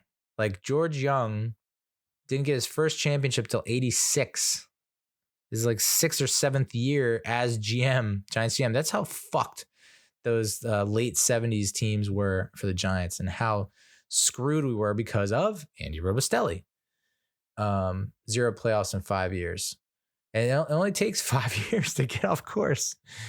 Look at you. That's why I wrote a long piece about Jerry Reese, because he is the third highest winning percentage, 2 championships, 4 playoffs in 11 years. And you look at those stats and you're like, it's kind of crazy that he didn't get another 4, 5, 8 years. But it's because of like what happened with that team following that second Super Bowl win. I wrote a long article about it, but the mistakes he made primarily in the draft are what caused us our downfall. And it's ironic that we give Dave Gettleman all the shit in the world, and a lot of it's deserved. But I mean, you want to look at the draft history. George Young had I call a hit rate or success rate of 28%, meaning that 57 of the 204 players that he drafted, of those 57, 26 Pro Bowlers and all pros or above average starters, which is 12.7%. The other remaining count, so that 28% is like contributors, like actually played and contributed to success.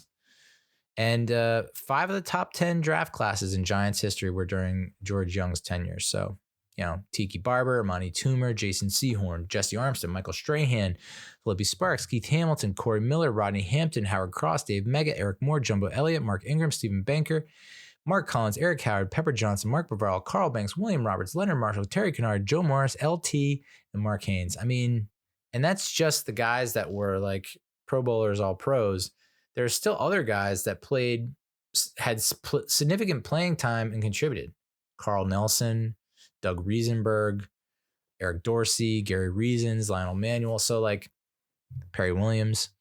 George Young is, in my estimation, in my lifetime, is the best GM. Like I said, Accorsi, 4 playoffs, 9 seasons. First 4 drafts were pretty bad. No Pro Bowlers, no all pros. He whiffed a lot. 2001 was brutal. But then he lands Jeremy Shockey, O.C. Umenyiora, David Deal, Philip Rivers, which he converts into Eli Manning, Chris Snee, and Justin Tuck. With, Matthias Kiwanuka, Corey Webster, Brandon Jacobs, those kind of guys mixed in. So Horrible first half start, great second half finish. 36% of the players he drafted, he had a higher hit rate than George Young, but in terms of like quality starters, Pro Bowlers, All Pros, it was only 9% of his selections. Jerry Reese, his hit rate was about what George Young's was, 27%. And his Pro Bowlers, All Pros, Quality Stars was at 8%, slightly lower than Ernie Accorsi. But, I mean, it is kind of bare bones. Like, it's a lot of quality players, but not a ton of Pro Bowlers or All Pros. Steve Smith, Zach Diossi, Jason Pierre-Paul, Odell Beckham Jr., Landon Collins, and Evan Ingram. He also drafted Sterling Shepard, Dalvin Tomlinson. Like a lot of these guys, and that was the problem with Reese and eventually with Gettleman, is that they just didn't re-sign these dudes. They let a lot of these young talents walk because they weren't like what the players are that we have now. So like Dalvin Tomlinson, he had to go. Devin Kennard, they let him walk. Jonathan Hankins, they let him walk. Justin Pugh's fine. Linval Joseph, dude, he went to the Vikings and played really well. You know,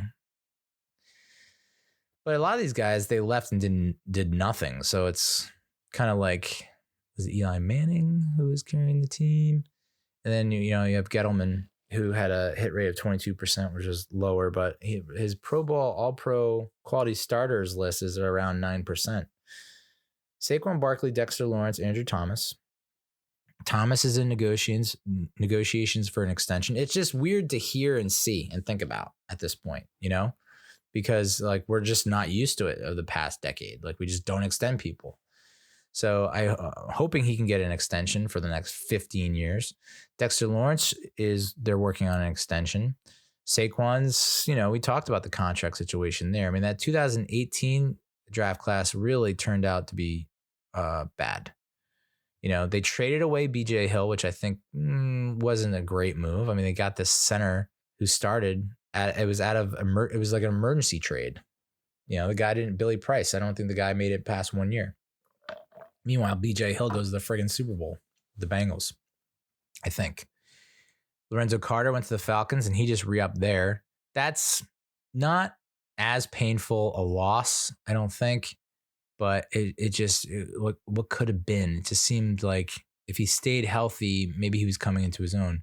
Daniel Jones is among that list. I think he is capable of earning a Pro Bowl or two. Julian Love, they let him walk. Darius Slayton, who they just re-signed. Xavier McKinney, who's probably in the preliminary talks about getting an extension. And then Azeez Ojulari, who, if he can stay on the field, can be a Pro Bowler. So for all the shit we give Gettleman, it's like he also, like Reese and Gettleman, like George Young also had the benefit of having friggin' 14 to 15 draft picks per season for a lot of those seasons. And, Gettleman was dealing with 6, 10, 10, 6. So I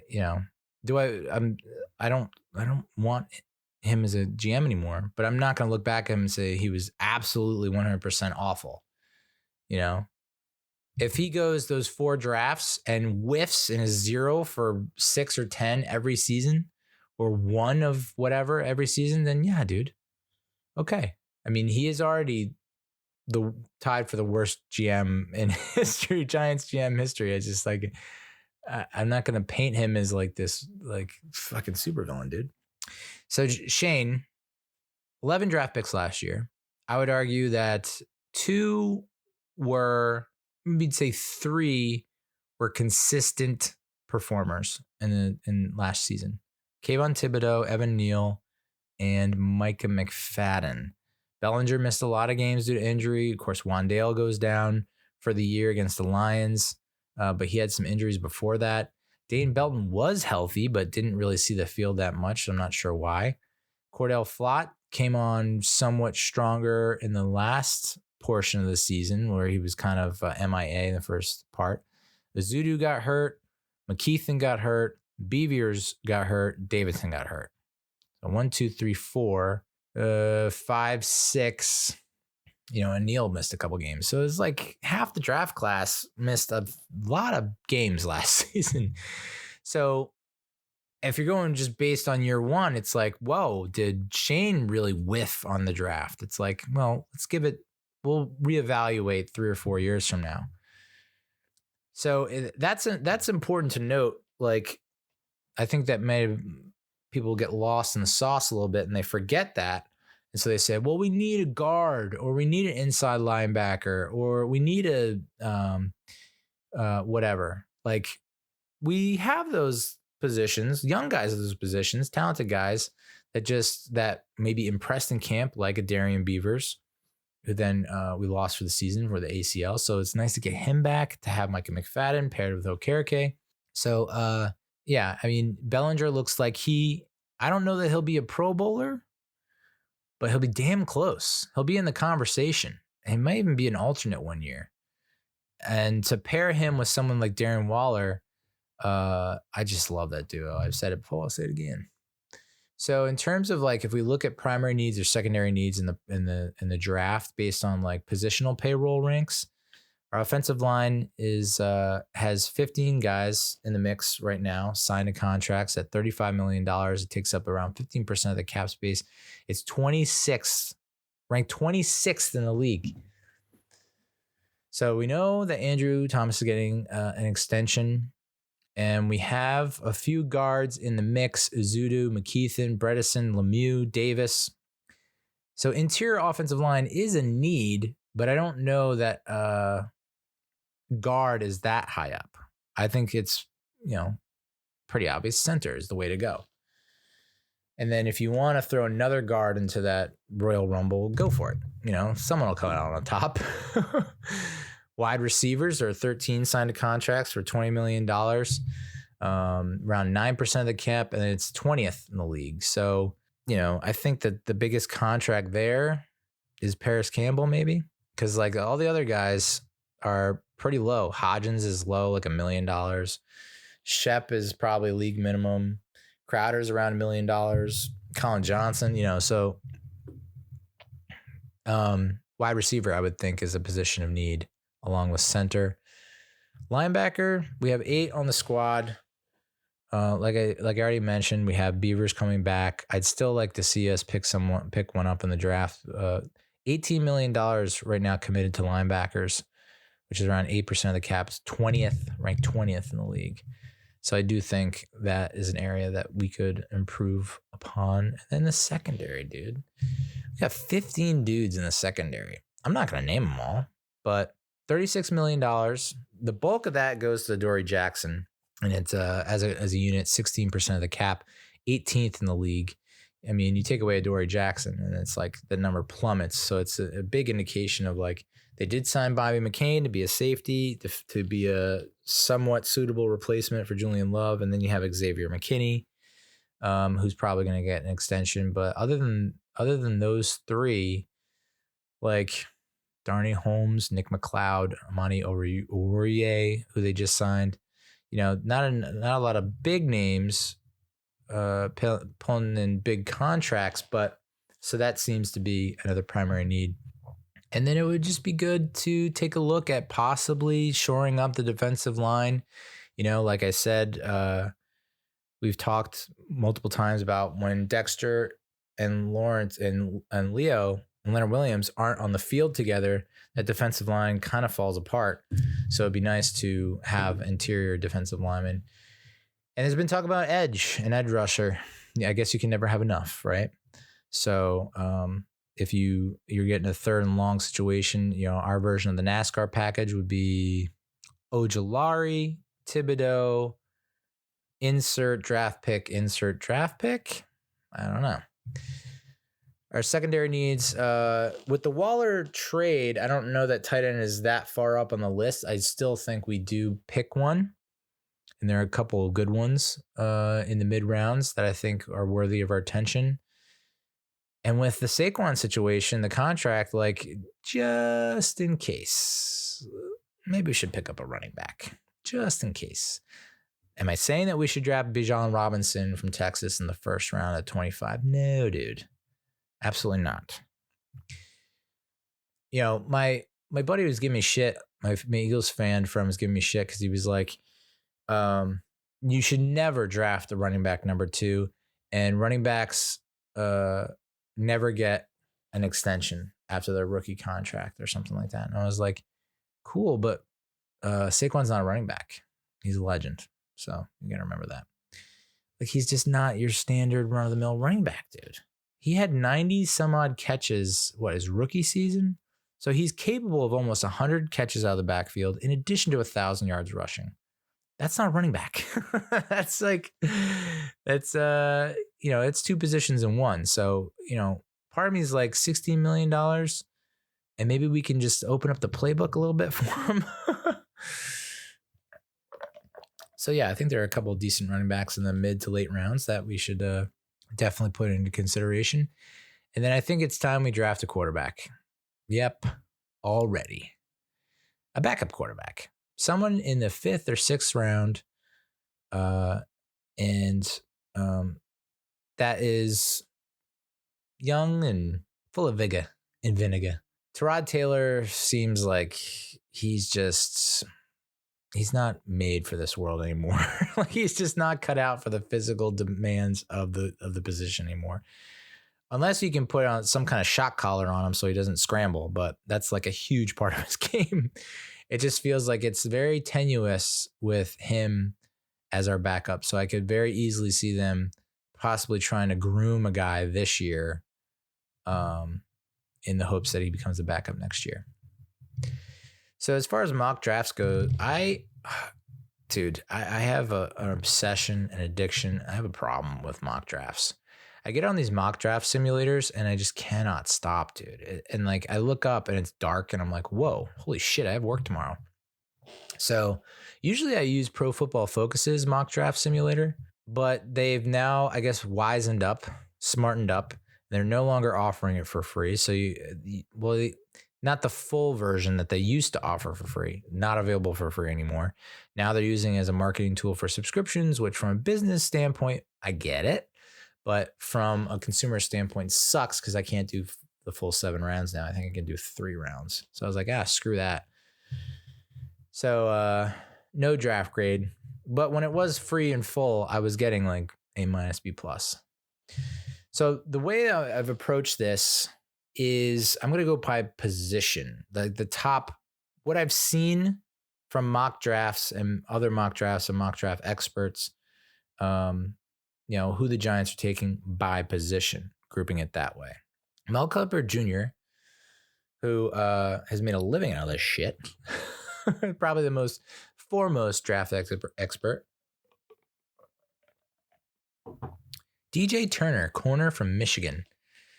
His analysis states, I've slotted in wide receivers to the Giants in my previous mock draft, so let's switch gears and go with another position they could target. They could use a player to challenge Aaron Robinson and Cordell Flott on the other side of Adoree Jackson. By the way, I've completely forgotten about Aaron Robinson. Oh, boy. A-Rob. My bad. But, I mean, what a story if he could come back and actually perform, but I think Flott might have the edge there. Turner is a hot name in the league right now, largely because scouts and execs went back to the tape after his 4.26 second 40-yard dash at the combine. That was the 4th fastest time since 2003. 5'11", 178, which is a size I'm not fond of. Turner isn't very big. But he has some versatility. He played outside in the slot for the Wolverines. And New York ranked 25th in NFL with 19 takeaways last season. Yes, we did not pick off the ball. So a ball hawk is very, like, if I see the word ball hawk in any of this analysis, I'm like highlighting, bold, underline, italics, and then increasing the font. Todd McShay, Mel Kiper's adversary, picked Emmanuel Forbes, corner from Mississippi State.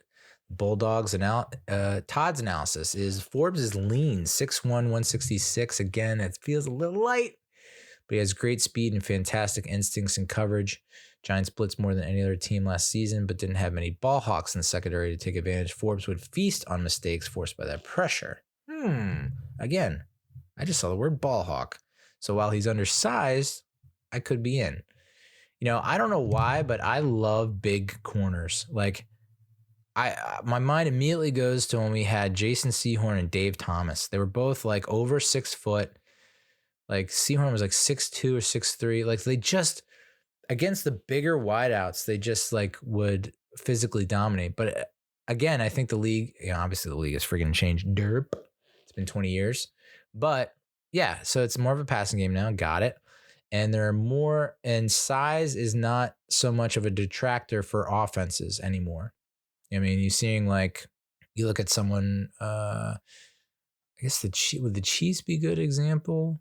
There's a lot of wideouts that are on the smaller size, but are just quick as fuck. Precise route runners that are speedy and agile and fast. And so, big corners are not the name of the game anymore. So I got to get that out of my head, dude. But I miss the days of being able to just jam guys at the line of scrimmage and just being able to physically dominate. But that's just not the recipe for success anymore. Thanks, Colonel Sanders. Michael Renner, Pro Football Focus, also has Emmanuel Forbes. He says you can't have enough talent in the secondary when you blitz as much as the defensive coordinator Wink Martindale wants to. When you blitz that much, you want ball hawks on the back end. Who better to add to the mix than the FBS leader in pick sixes, dude? I mean, the 160 pounds, 66 pounds kind of worries me. But then again, how many guys have you seen come to the league that are probably considered undersized that just get into the program and beef up? They're no longer having to live that college lifestyle. They now have money. They can afford food. They don't have to do campus food all the time. And maybe a trainer, a nutritionist, So I think he can pack on some pounds.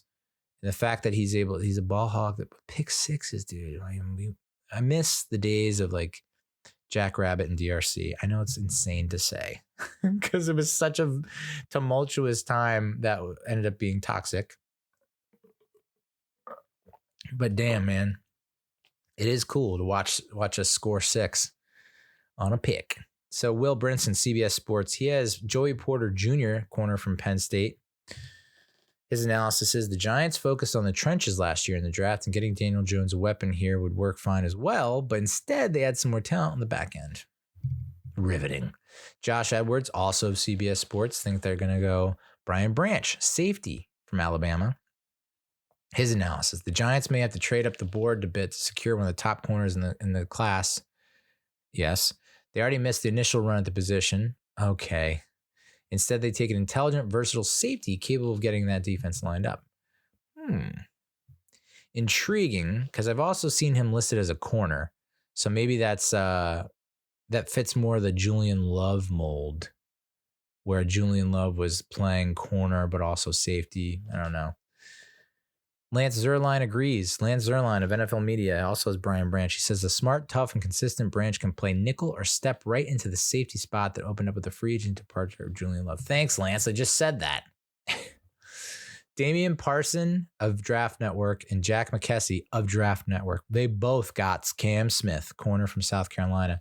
Damian says Smith is a tremendous competitor that is battle-tested playing the SEC's twitchy movements and sticky coverage abilities will be coveted when New York covers the receivers in the division.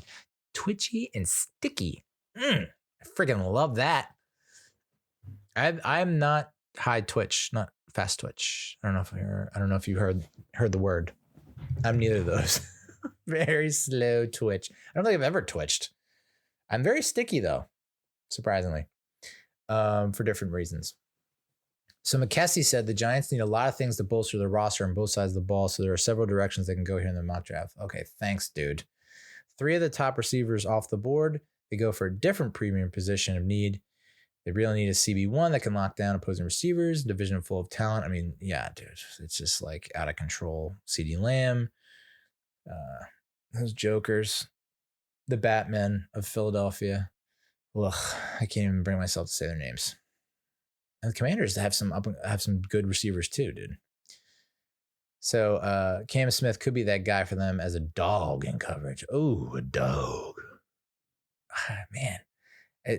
Between Cam Smith, he's a dog who's twitchy and sticky. Between him and Emmanuel Forbes, who do you go with, dude? Ooh. Love to be in that war room. He's a smooth mover with good footwork and ball skills that have allowed him to thrive in man coverage. Again, I like dudes that can play man coverage. It feels like we've struggled in man coverage for so long now. It's like, okay, we got a Dory in man coverage, and I think he's done a fairly decent job, minus 1 or 2 series per game, where he can follow the number 1 on the other side and do his part and do well. I think he shut down Justin Jefferson. We're just crap on the other side of the ball. So it's like we have to play a little man zone combo package. And, it's just a lot of young talent in the secondary. So let's move on to the offensive line. I guess if you're gun to my head, Cam Smith or Emmanuel Forbes, I'd go Emmanuel Forbes. The FBS leader in 6 picks. That's like, oh boy, it's hard to ignore. So let's move on to the offensive line, specifically the interior offensive line, really ultra specifically the center position. Bucky Brooks of NFL.com said the pick is John Michael Schmitz from Minnesota. His analysis is beefing up the interior of the offensive line is critical to helping the recently extended Daniel Jones flourish as a franchise quarterback. Oh, Bucky! Huh. Ryan Wilson, CBS Sports, also has John Michael Schmitz saying there are several good centers in this class. Schmitz, Luke Weipler, Joe Tippmann, Steve Avila. And we have day 2 grades on all of them. The Giants have a glaring need in the middle of the offensive line, so they address it here. I think we could get, he's projected to go in the second round. We have the second round pick at 57. Will he be around at 57 to pick? That's a big question. So I think fans would get really upset if we went center at our first round at 25. Here's the rub. The rest of the league knows that we're desperate for a center. So do we really want to trade up and give up a fortune? I mean, we do have a ton of picks this year. I think we have 10 picks, right? So do we want to give up a lot of picks this year, next year to go up to get a center? But if that center's a franchise center, dude, like 10 years, we're talking like Sean O'Hara 2.0-ish. Bart Oates, we haven't really had, Sean O'Hara was great, but like, I don't think he wasn't Bart Oates. Bart Oates played a fucking long time. Or did he? I think he was 85 to 90, 91, 92. Anyway, it'd be nice to have the same starting center for 5 or more years. That'd be great. We haven't had that in a long time. We haven't had an starting interior linebacker for more than 4 or 5 years, like we did with Antonio Pierce. Now we got Bobby Okereke. Like to see that certain positions that have been just a revolving door of people it's starting to stabilize. I think that's a sign of good management. Anyway, Jamie Eisner, Draft Network, also has John Michael Schmitz, saying he's a powerful interior offensive lineman who could play guard or center. Thanks. That's like really deep, incisive shit. Pete Prisco, CBS Sports, also had JMS. They have a need at center, and Schmitz is considered the best of a good class. They could go corner here, Emmanuel Forbes or Cam Smith, like I just mentioned, but they opt to help out Daniel Jones in the line. Again, I don't think John Michael Schmitz is available in the second round. But then, so maybe, okay, you don't get the top center, but it seems like Joe Tippmann, who we're about to talk about, could be available at 57. And you can still get a corner with your first pick. Whereas I don't know you're going to get that. Are you going to get a starter at corner in the second round? I don't know. So Daniel Jeremiah of NFL Media picked Joe Tippmann. Joe Tippmann from Wisconsin, the Badgers, saying the Giants did a nice job adding some much-needed speed to the skill positions of free agency. Tippmann would team up with 2 young, talented offensive tackles to protect Daniel Jones for the foreseeable future. Ian Cummings, Pro Football Network, also had Joe Tippmann, saying Joe should be a definite combine winner, and he could be a surprise first-round pick as a result. Projected 10-yard split in the 1.6 range at 6'6", 320. Whoa, dude. Elite size, power, and athleticism could put him at center or guard. But he could slide in the first round. Ew. Chris Trapasso, CBS Sports, also had Joe Tippmann, saying he's an athletic blocker at center that the Giants very much need entering year 2 of the Brian Daboll era. So who are you picking? Joe Tippmann or John Michael Schmitz? Is there a scenario where we can get both a corner and a center, like our number 1 corner or CB2, but our number 1 on the board corner, whether it be Emmanuel Forbes or Cam Smith and John Michael Schmitz or Joe Tippmann. Like, it doesn't seem like we're going to, like, either Schmitz or Tippmann are going to be around at 57. So is there a scenario where Shane trades up from his second round pick after the first round pick? Because I don't see, like, trade up to get a wideout when you can get a wide, like, it's a very deep wide receiver class, and there are a lot of wide, like, and I said this in a text to my buddy. Yes, some teams have a number one wideout who's their first round pick, who's like in the first half of the first round, whatever. You look at something like the Chiefs, a lot of those wideouts are second, third, fourth, fifth round, draft picks. The Bills, second, third, fourth, fifth round. So I think there's still a tremendous amount of value in rounds 2 through 5. And you have, I mean, again, knock on wood, barring injuries, setbacks, stuff like that, the wide receiver crew you have is not as bad and as garbage as people say it is. Shepard, Paris Campbell, Crowder, Hodgins, Slayton. So no, amongst those guys, no one's screaming wide receiver 1 out of those 4 or 5 guys, but like, and this is going back a long ways. The 2 most recent Super Bowls, yes, we had Monty Toomer, Plaxico Burress, Steve Smith, and we had Manningham, Nix, and Cruz for the second one. So yeah, those. But like, looking at those receivers, other than maybe Plaxico, like, Amani was not an all-pro Pro Bowler. He was just a really good, consistent, reliable guy. Manningham, Nix, and Cruz, like, Cruz was a Pro Bowler, but Manningham and Nix, like, Nix should have been a Pro Bowler, all-pro, but like, injuries and whatnot. But Manningham wasn't an all-pro Pro Bowler. So in my head, it's like, we have a good, scrappy bunch of guys that can produce that, we saw them get manhandled against the Eagles, but I think that was more of a case of like, our offensive line didn't hold up. Our defense fell apart. There was a lot of blame to go around for that game. So I don't know if that's a good example, but then you look at them against the Vikings. I don't know. I wouldn't be pissed if we didn't go wide receiver 1 or 2. I just like the idea of bolstering that secondary, because we saw what happens when, I think McLeod and Fabian did a great job of filling in for Adoree when he went down. But at the same time, it's just thin. It's just so razor thin back there. And it doesn't, I don't have a lot of confidence. They overperformed last year for sure. And a large part of that is thanks to Wink Martindale. But I don't know that you can roll the dice on that on year 2. And I think to get a starter, day 1 starter opposite Adoree is paramount. I just think it's so important. And then center is the next important. Wide receiver, yes, there are a lot of guys on 1-year deals, right? So, the wide receiver room already looks pretty different from last season. It's going to look even more different the year after that, I think. So, yes, wide receiver is for sure a need, and they have to draft. I'm going to say they're going to draft 2, maybe even 3 receivers. I wouldn't be angry at that. I wouldn't be mad at that. But I think if you go wide receiver at 1, then what do you go with 2? Is this another case of like, okay, we're going to trade up and try, you just have to try and trade up each time, because you're going to miss out on these guys that can be day 1 starters.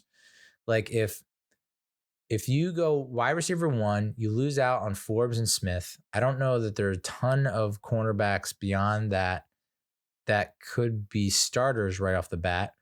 And then say you would have to go and say you want to go center with your second pick, but John Schmitz and Tippmann are gone. I guess you have, Whippler and Avila.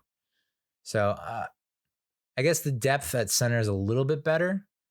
But if you go corner second round, you don't have a day 1 starter at center. Odds are you won't have a day 1 starter at center. So it's like, I'd rather just get the day 1 starter at center, day one starter at corner, and then we can address wide receiver position. Is that so wrong? Speaking of wide receivers, and this is why it's I'm not popular opinion that I have this. It's not popular at all, and it's a pretty cold take, and it's what I just described, or my preference, is not going to happen because it seems like everyone is mocking Jordan Addison, USC wide receiver, to the Giants. Out of all the mock draft roundups, looking at all the mock drafts from all the experts, Jordan Addison is the most selected.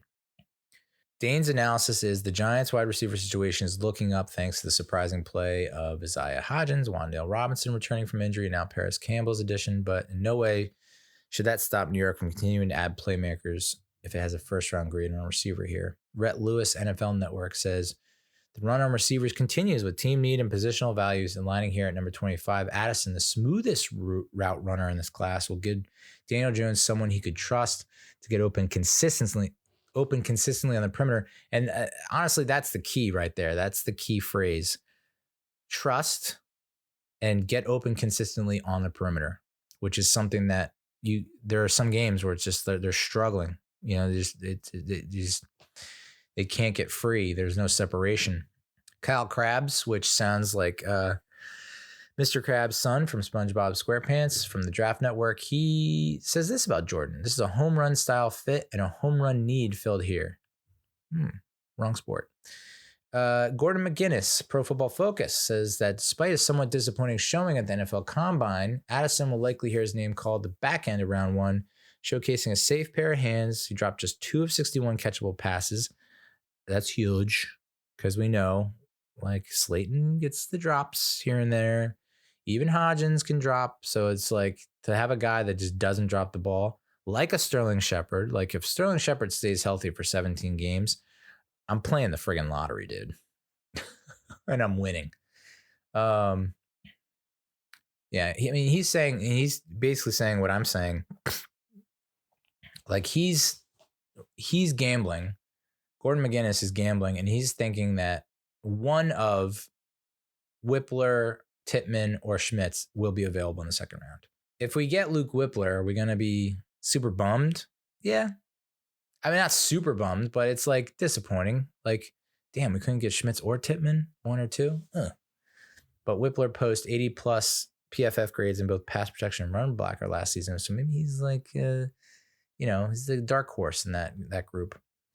ESPN's Matt Miller has us picking Jalen Hyatt from Tennessee. His analysis is Hyatt exploded onto the scene in Tennessee's vertical tempo offense, catching 67 passes for almost 1,300 yards and 15 touches, all while averaging a clean 18.9 yards a catch. Certified deep threat, run a low 4.3 second range in the 4-yard dash. Yeah, wouldn't that be nice to have someone like Slayton running deep on one side and then Hyatt running deep on the other side? I just don't think all signs indicate or point to the fact that Hyatt will not be available at 25. Do you want to trade up to get him? No. Pick the best receiver at your spot. And then there's a host of experts here that have Boston College Eagles wide receiver Zay Flowers. What a great name. Charles Davis, NFL Media, says, help Daniel Jones, scream the Big Blue faithful. GM Joe Shane listens and head coach Brian Daboll applauds. Cynthia Freeland of NFL Network, also Zay Flowers. I'm sticking with Flowers as the Giants pick, with the receiver just edging out the remaining corners. Eric Edholm, NFL.com, says Flowers gives the Giants a true over-the-top threat who is also capable of working underneath. Daniel Jones should have an array of weapons at his disposal now.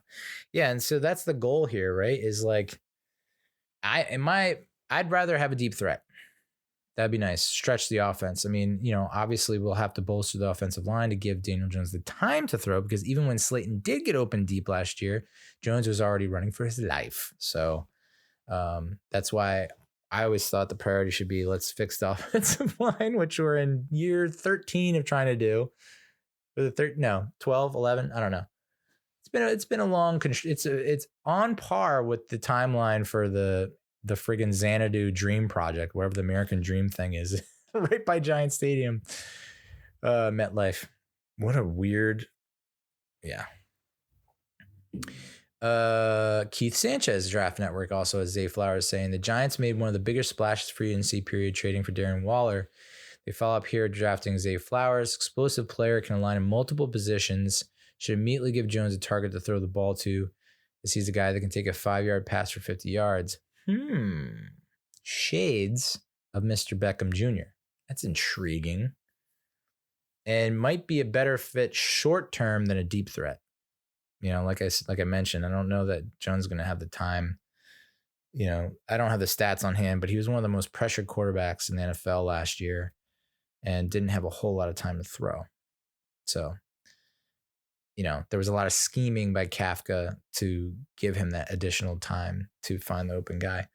So maybe someone like Zay Flowers is what the doctor ordered. Trevor Sakema, Pro Football Focus. The Giants would probably like to get a bigger body wide receiver. What they really need is just more playmaking ability. Small in size, but he brings electric play styles and outside receiver and slot player. Where have I seen this before? Friggin' Kadarius Toney. Electric, you know, looks like a video game on steroids, and it's like, okay. I don't know. How about a guy that can just run past defenders and pull away? Jordan Reed of ESPN also has Zay Flowers. Flowers would be an explosive addition, not very big. 5'9", 182. Yikes. Although that immediately makes me think of, I guess, Tyreek Hill, but also Dante Hall, the human joystick. Ever heard? Capable of making plays from the slot and on the outside. He's the strength profile, run after reception ability, and catch radius to be a creative player. Not only has alignment versatility, but a sudden change player, can completely alter the outlook of games in one play. Yeah, I dig that. I mean, that's essentially Kadarius Toney. So, and Kafka's creative guy, as is Dable. And so the alignment versatility kind of sticks out to me as well. God, the deep threat's so sexy, but this is like, it's maybe just a better fit. Now leaning towards Flowers. Fuck, man. Danny Kelly of The Ringer has us going with Quentin Johnston from TCU. Johnson gives the team some size and yak on the outside. Should make DJ's life a bit easier. Keith Stackpole, CBS Sports, says Quentin, the new regime gets Daniel Jones another big-bodied wide receiver, the penchant for the big play. So yeah, Isaiah Hodgins right now, big body guy, was essentially what Kenny Galladay was supposed to be. And we got him for a lot cheaper and a lot younger. And Quentin Johnston, be good to have another big body in the field. I just like them big bodies, bro. Ryan Fowler, Draft Network, says that Quentin is a natural hands catcher, but checks off of a ton of the boxes you look for at a top weapon. Can threaten every level of the defense. Cool. Draft Network's Brentley Weissman says Johnson is a height, weight, speed player who excels as a deep ball specialist. He would fit in very well as a field stretcher to open up the middle of the field for Waller and company. So many options, dude. Bellinger, Waller, Wan'Dale, Darius, Shep, Paris, Isaiah. Like, you got to feel good about, the offense already with guys that a lot of people were calling practice squad guys or not final roster, 53-man roster guys. Giants scored more points last year, which is what we were begging them to do. So you can only imagine if we retain that core, upgrade in free agency and the draft, we're looking at guaranteed 20 plus points a game. 25 plus points a game? 30 plus? No. But yeah, maybe 30 plus a game. James Fregosa from Pro Football Network has us picking Josh Downs, UNC Tar Heels wide receiver who can carve defenses up in space and generate downfield plays from the slot. Another slot guy. Feels like we have enough slot guys. Am I wrong? Joe Marino of Draft Network, he has us going with Jackson Smith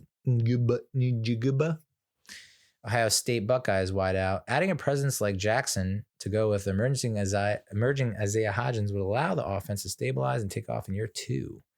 But my assumption is he's not going to be on the board by the time our pick comes around.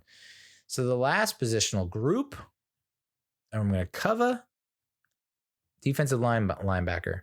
Sam Monson, who's a sweet avatar on Twitter, Ultimate Warrior, and Steve Palazzolo, Pro Football Focus, have us going with Nolan Smith, an edge rusher from the Georgia Bulldogs. He's unique in so many ways with a lot of projectable NFL traits. He'll likely be a more productive pass rusher in the NFL than he was at Georgia. And your immediate thought is like, what? I don't think this is going to be our number 1 pick. I could be wrong.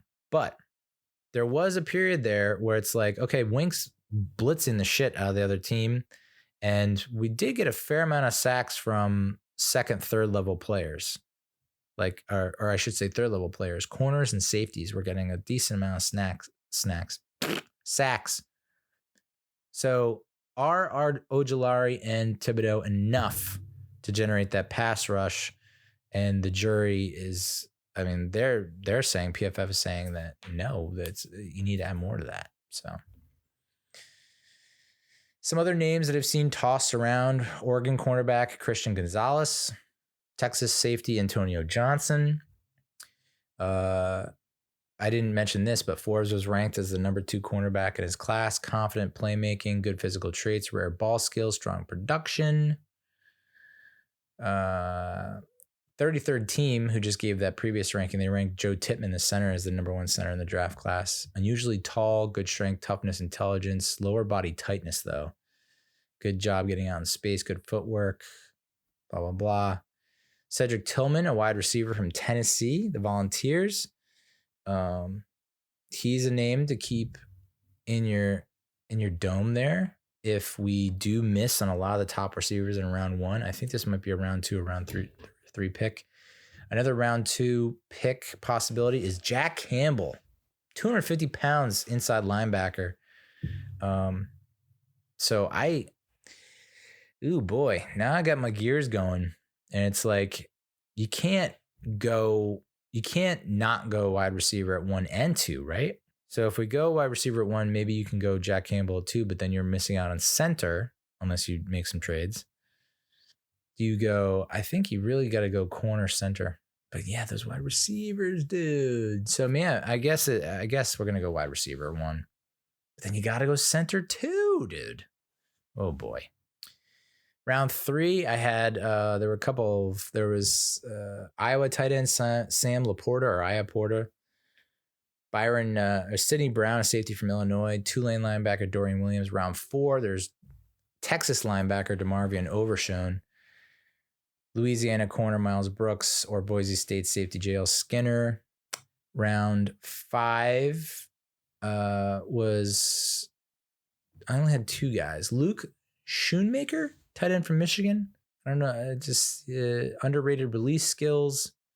Well, it does well with his footwork and hand-to-hand, quickness, acceleration, long speed to beat safeties, excellent pass catcher, also excellent after the catch. Known best for his blocking. Versatile blocker. His greatest weakness is perimeter blocking, but he's the best all-around tight end in the class, and to get him in around 5. Ooh, baby. That's pretty sexy. And then Oregon corner Rezone Wright is another guy to look for in round 5. How about Chandler Zavala, offensive guard, NC State, Clayton Tune. And this is where I start to get in playing around with quarterbacks, is in round 5, 6. Houston quarterback Clayton Tune. Michigan interior offensive lineman Olusegun Olawatami, or Texas D lineman Moro Ajomo.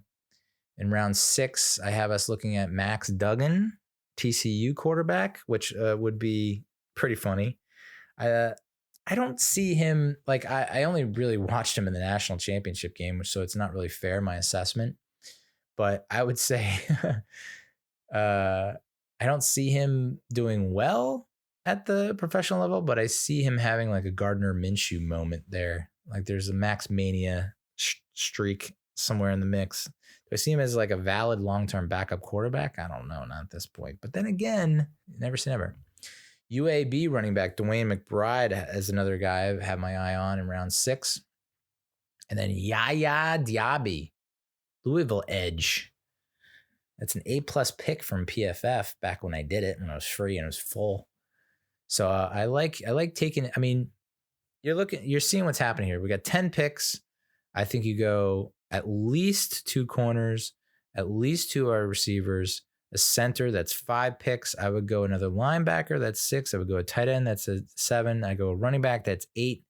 I go quarterback, that's 9. And then maybe 10 is you're a kicker or a punter. I'm going to see, a punter. No, I don't think you want to waste a running draft pick there. If we hadn't re-signed what's his face, the hammer, I guess we should have gone with the punter in the 7th round. But let's talk about the 7th round. Kentucky running back Chris Rodriguez Jr., Texas D tackle Keandre Coburn, Kentucky running back Chris Rodriguez Jr. Got an A+ for that pick, and then an F+ for that delivery. Vanderbilt linebacker Anthony Orji. Oh, I really hope it's Orji.